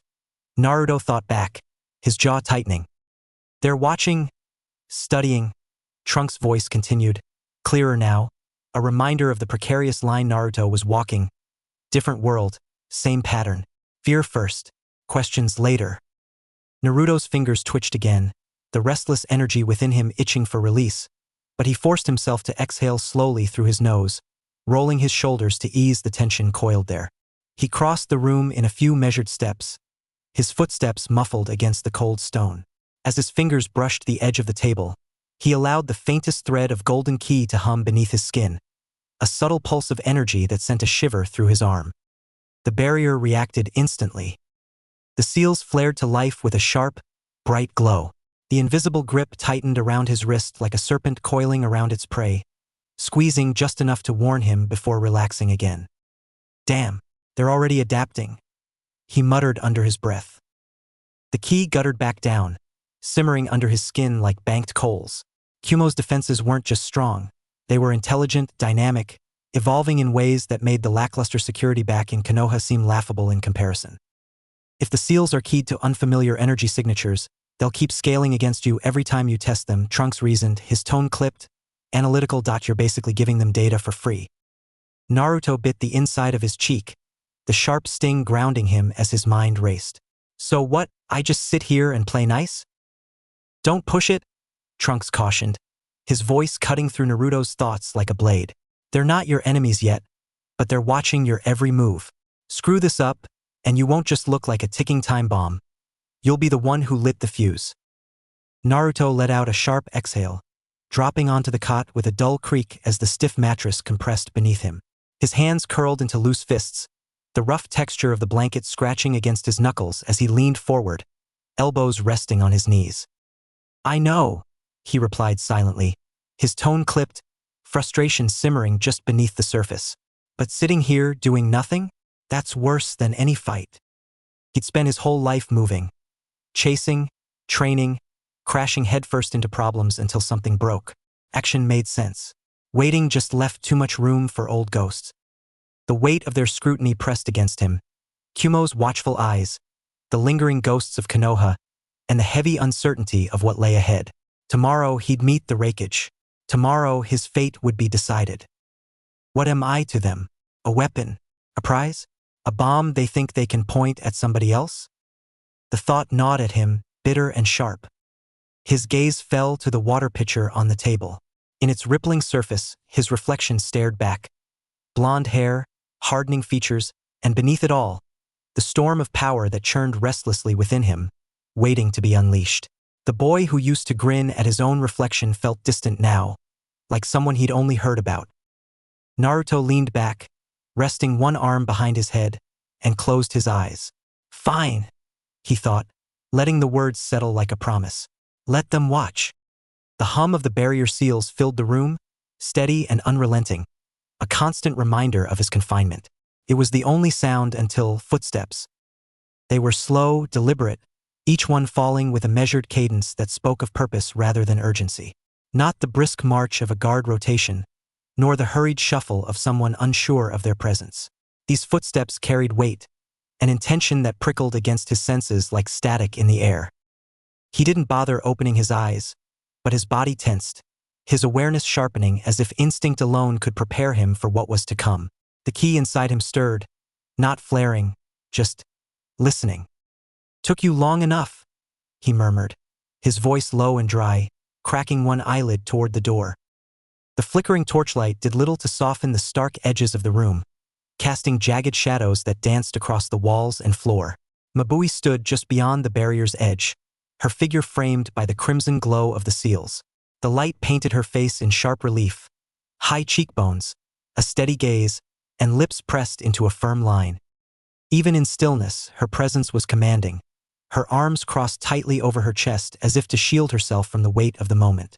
Her posture was unyielding, but her eyes weren't hostile. They were calculating, assessing him with the precision of someone trained to see through masks.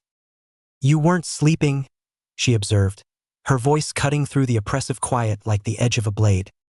Not much point, Naruto replied, sitting up with deliberate slowness. His movements were casual, but his eyes flicked toward the seals, then back to her, ever watchful. Hard to nap when I can feel half your anbu breathing down my neck. His tone was light, almost flippant, but there was an edge to it, a challenge hidden beneath the surface.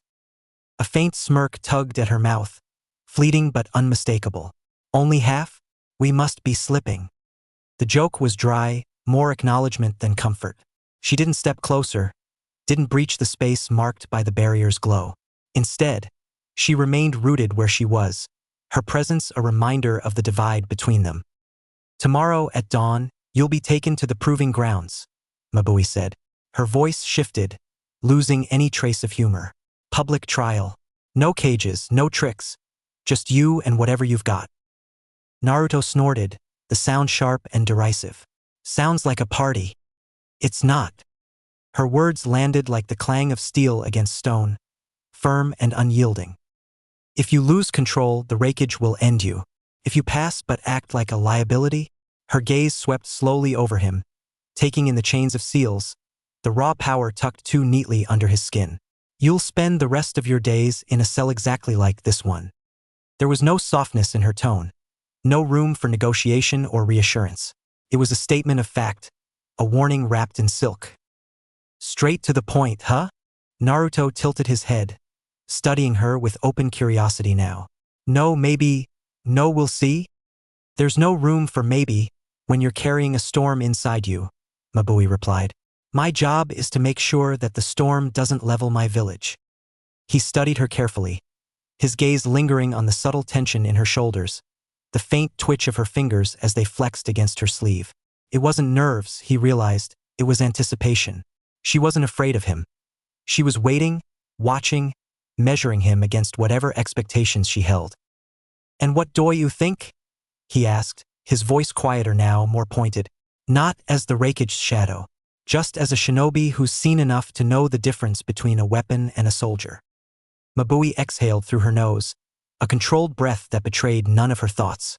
The torchlight caught the gleam of a hidden sunbon tucked in her sleeve, a detail she didn't bother concealing. She wanted him to see it. I think, she said slowly, her words deliberate, you're either the best gamble Kumo's made in decades, or the storm that'll burn us down. Her gaze held his unflinching, as if daring him to challenge her assessment. A beat passed, heavy with unspoken tension. So prove me wrong, she finished. Naruto's lips twitched, not quite into a smile. You sure you want me to? For my village? Mabui replied without hesitation. Yes. She turned before he could reply, her silhouette dissolving into the dark hallway beyond the seals. The hum of the barrier crescendoed briefly, a sharp reminder of its presence, before settling back into its steady rhythm. She doesn't hate you, Trunks noted quietly. She's just doing the math, trying to figure out if you're worth the risk. I will be, Naruto answered, more to himself than to the voice in his head. He leaned back against the cot, the expression on his face faint but genuine. Fair enough, he thought, his fingers tapping a slow, deliberate rhythm against the thin mattress. Each tap marked a second, a countdown to dawn, to whatever awaited him beyond the confines of this cell. The air felt heavier now, charged with anticipation, and yet his mind was calm, steady. Fear was there, coiled low in his gut, but so was something else. The stubborn, unshakable certainty that he was done letting other people decide what he was. He'd been waiting for this moment, and now it was here. Dawn, Kumo proving grounds. The storm loomed, coiled tighter than ever, thunder rumbling low and feral over the village, a sound that seemed to vibrate through the very bones of those who dared to listen. The air was thick, laden with the acrid bite of rain and ozone, sharp enough to sting the back of the throat with every breath, as though the heavens themselves teetered on the edge of release. A faint metallic tang lingered, mixing with the earthy aroma of wet stone and damp soil, grounding the chaos in something primal. The wind carried with it the cold kiss of impending rain, its touch biting against exposed skin, adding to the tension that gripped the atmosphere. Ahead, the proving grounds emerged like a foreboding monument, a vast stone amphitheater carved into the rugged mountainside, its presence commanding and unyielding. Jagged spires of rock clawed at the sky, resembling the fangs of a slumbering titan, daring any challenger to hesitate. The air around the arena seemed heavier, as if the weight of countless battles had seeped into the very stones, leaving behind an invisible residue of struggle and sacrifice. Torches sputtered in the restless wind, their flames flailing wildly, casting distorted shadows that danced across the slick, rain-glazed stone like specters of the past.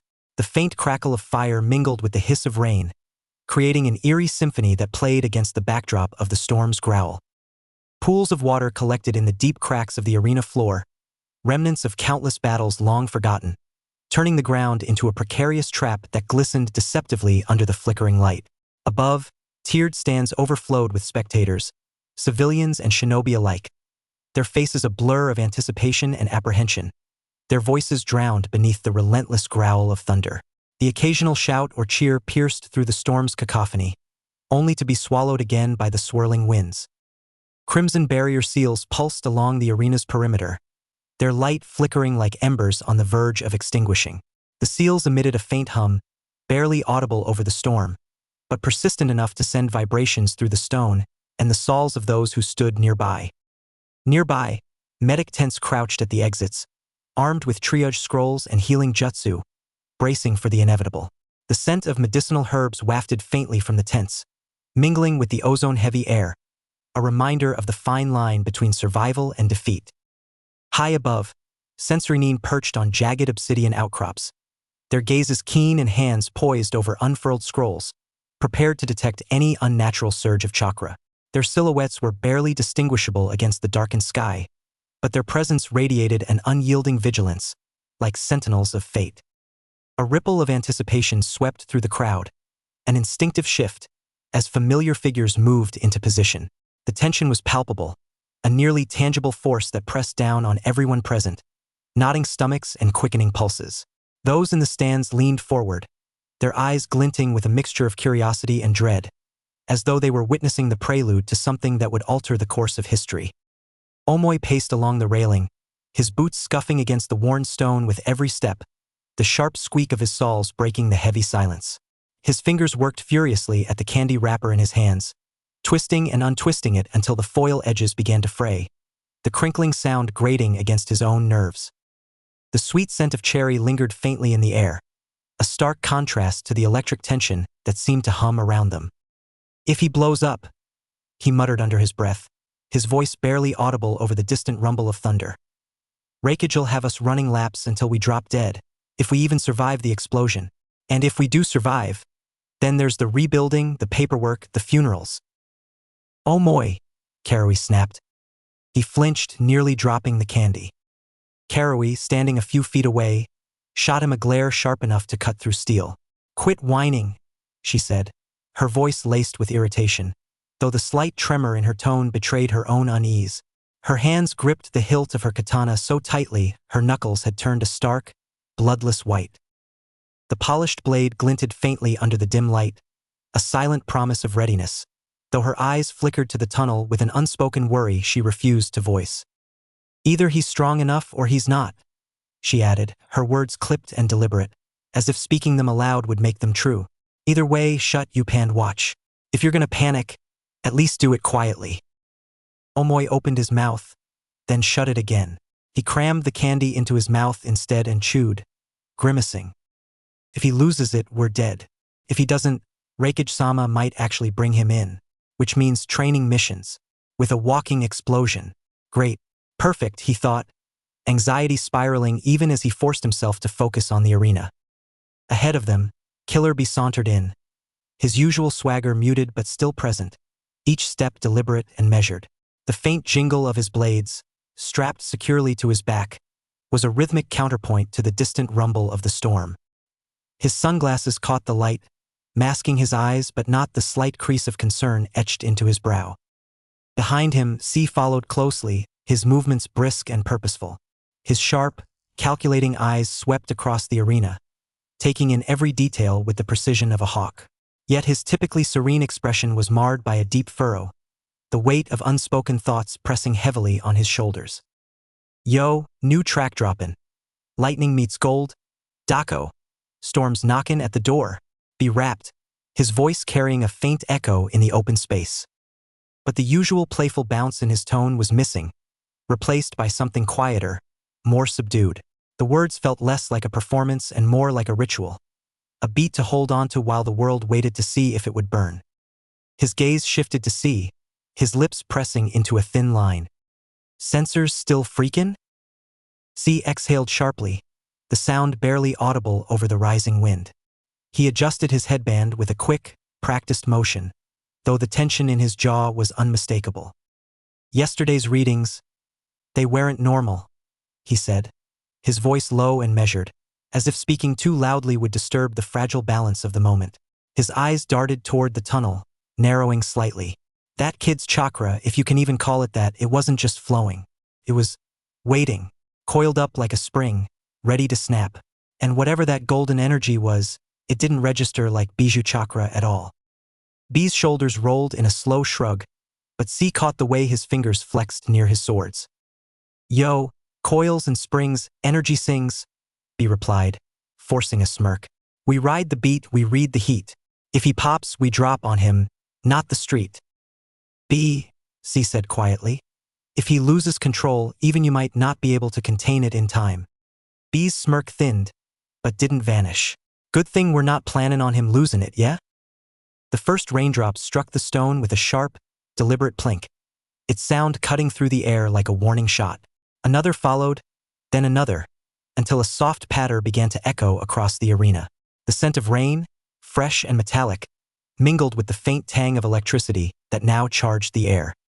The clouds above churned, their dark, roiling forms illuminated by the occasional flicker of lightning, casting fleeting shadows across the tense faces below.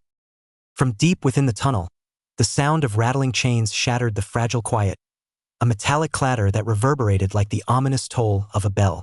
The crowd, gathered in cautious anticipation, fell silent as one, their collective breaths caught in their throats. The tension was palpable, a living, breathing thing that pressed down on them like the weight of the storm clouds overhead. Omoi's heart pounded in his chest, each beat echoing in his ears like a drum. He swallowed hard, his throat dry despite the dampness in the air. This is bad. This is really, really bad. What if he can't handle it?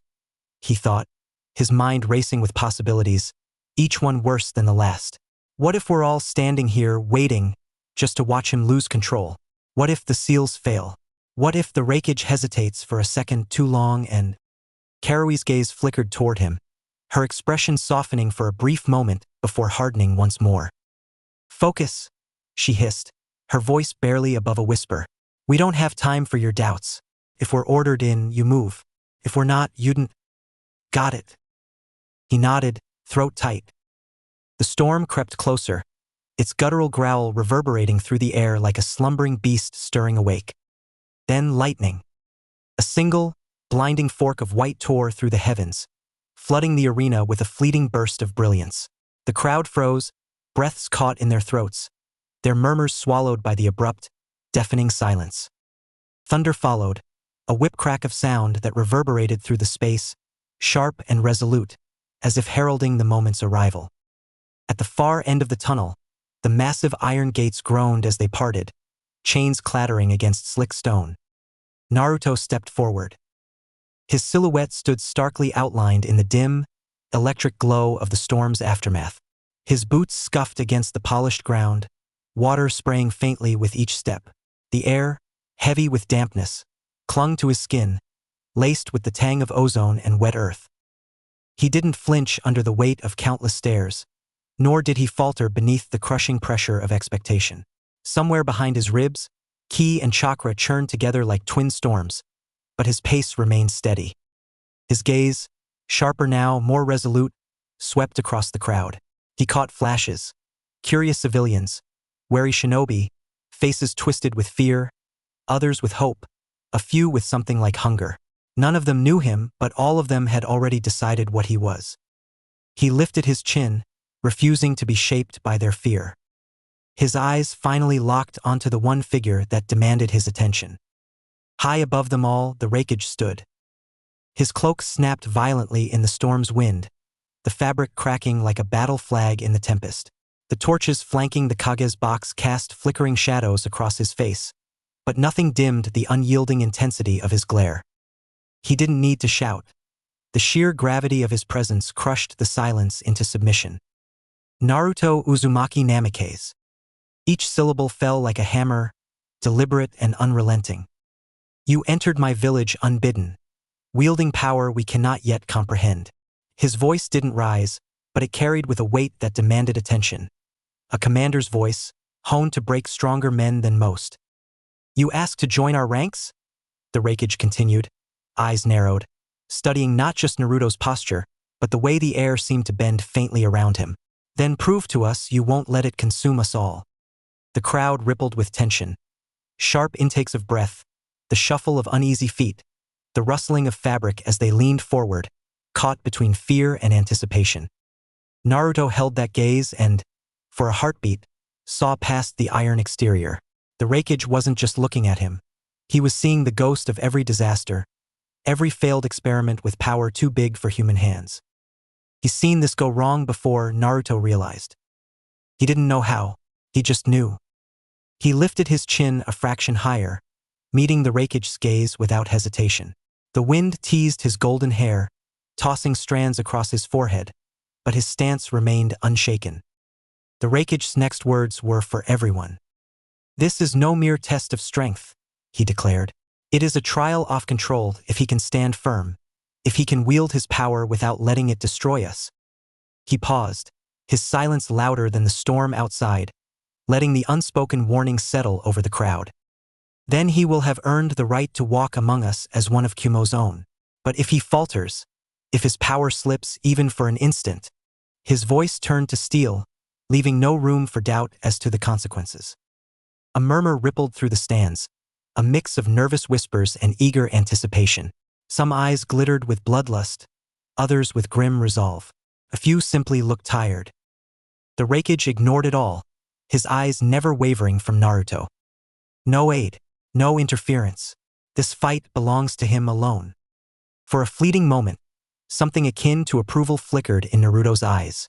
He exhaled slowly, his breath steady, his fingers flexing before settling into a ready stance. "Good," he thought. "If I'm going to prove anything, it has to be like this." High in the Kage box, Mabui watched Naruto's shoulders square, the way his weight settled evenly over his feet. She said nothing, but her hands relaxed slightly at her sides. Beside her, C's fingers tightened around his scrolls. A shadow shifted at the edge of the arena. Then movement. Darui emerged, his beads clicking softly as he rolled his shoulders. His sword hung loosely in one hand, its edge catching the torchlight in a deadly gleam. The lazy droop of his eyelids belied the quiet intensity in his gaze. He said nothing at first, simply letting the distance between them shrink, step by measured step. Lightning spiderwebbed faintly across his fingertips before fading, more a promise than a display. Naruto's lips curled into a faint, knowing smirk. "Of course, sending your best right off the bat." Darui tilted his head slightly, his expression calm, almost nonchalant. But the tension coiled in his posture betrayed the precision of a man who never underestimated his opponent. "You're the one walking around with enough energy to trip every sensor in the village," Darui replied, his voice smooth and unhurried. "Would have been rude to send a genin." He lifted his sword, resting the flat of the blade against his shoulder. "You wanted a test," he went on. "Don't blame me if you're not ready for the lesson." Naruto's smirk sharpened. "Guess we'll see who learns what." Lightning cleaved the sky once more, illuminating the arena in a stark, electric glow. A single raindrop splashed onto the stone floor between them. Naruto's ki stirred in answer, a golden flicker racing under his skin, illuminating faint veins of energy before settling, tamed for now. The power hummed beneath his flesh like a coiled spring, ready to snap at a moment's notice. He channeled a measured amount of ki into the specialized storage seal etched onto his wrist. With a sharp hiss and the telltale poof of summoning, a cloud of smoke erupted around him. The rain quickly thinned the veil of smoke, revealing Naruto standing firm, gripping Trunks' sword with both hands, its blade gleaming with a faint, otherworldly glow. Above, the heavens groaned in protest, and the storm unleashed its fury without restraint. The wind screamed through the arena, tearing at banners and flinging droplets of water like icy needles. Rain cascaded in relentless sheets, drenching the battlefield and turning the ground into a slick, treacherous mire. Thunder cracked like a war drum, drowning out the last murmurs of the crowd as all attention locked onto the two combatants. Naruto adjusted his stance, feet sliding slightly on the wet ground before finding purchase. His sharp blue eyes locked onto Darui with unwavering focus, their intensity mirroring the storm that raged around them. Water dripped from his soaked blonde hair, clinging to his face, but he didn't flinch. Every muscle in his body coiled with anticipation, his grip on the sword tightening.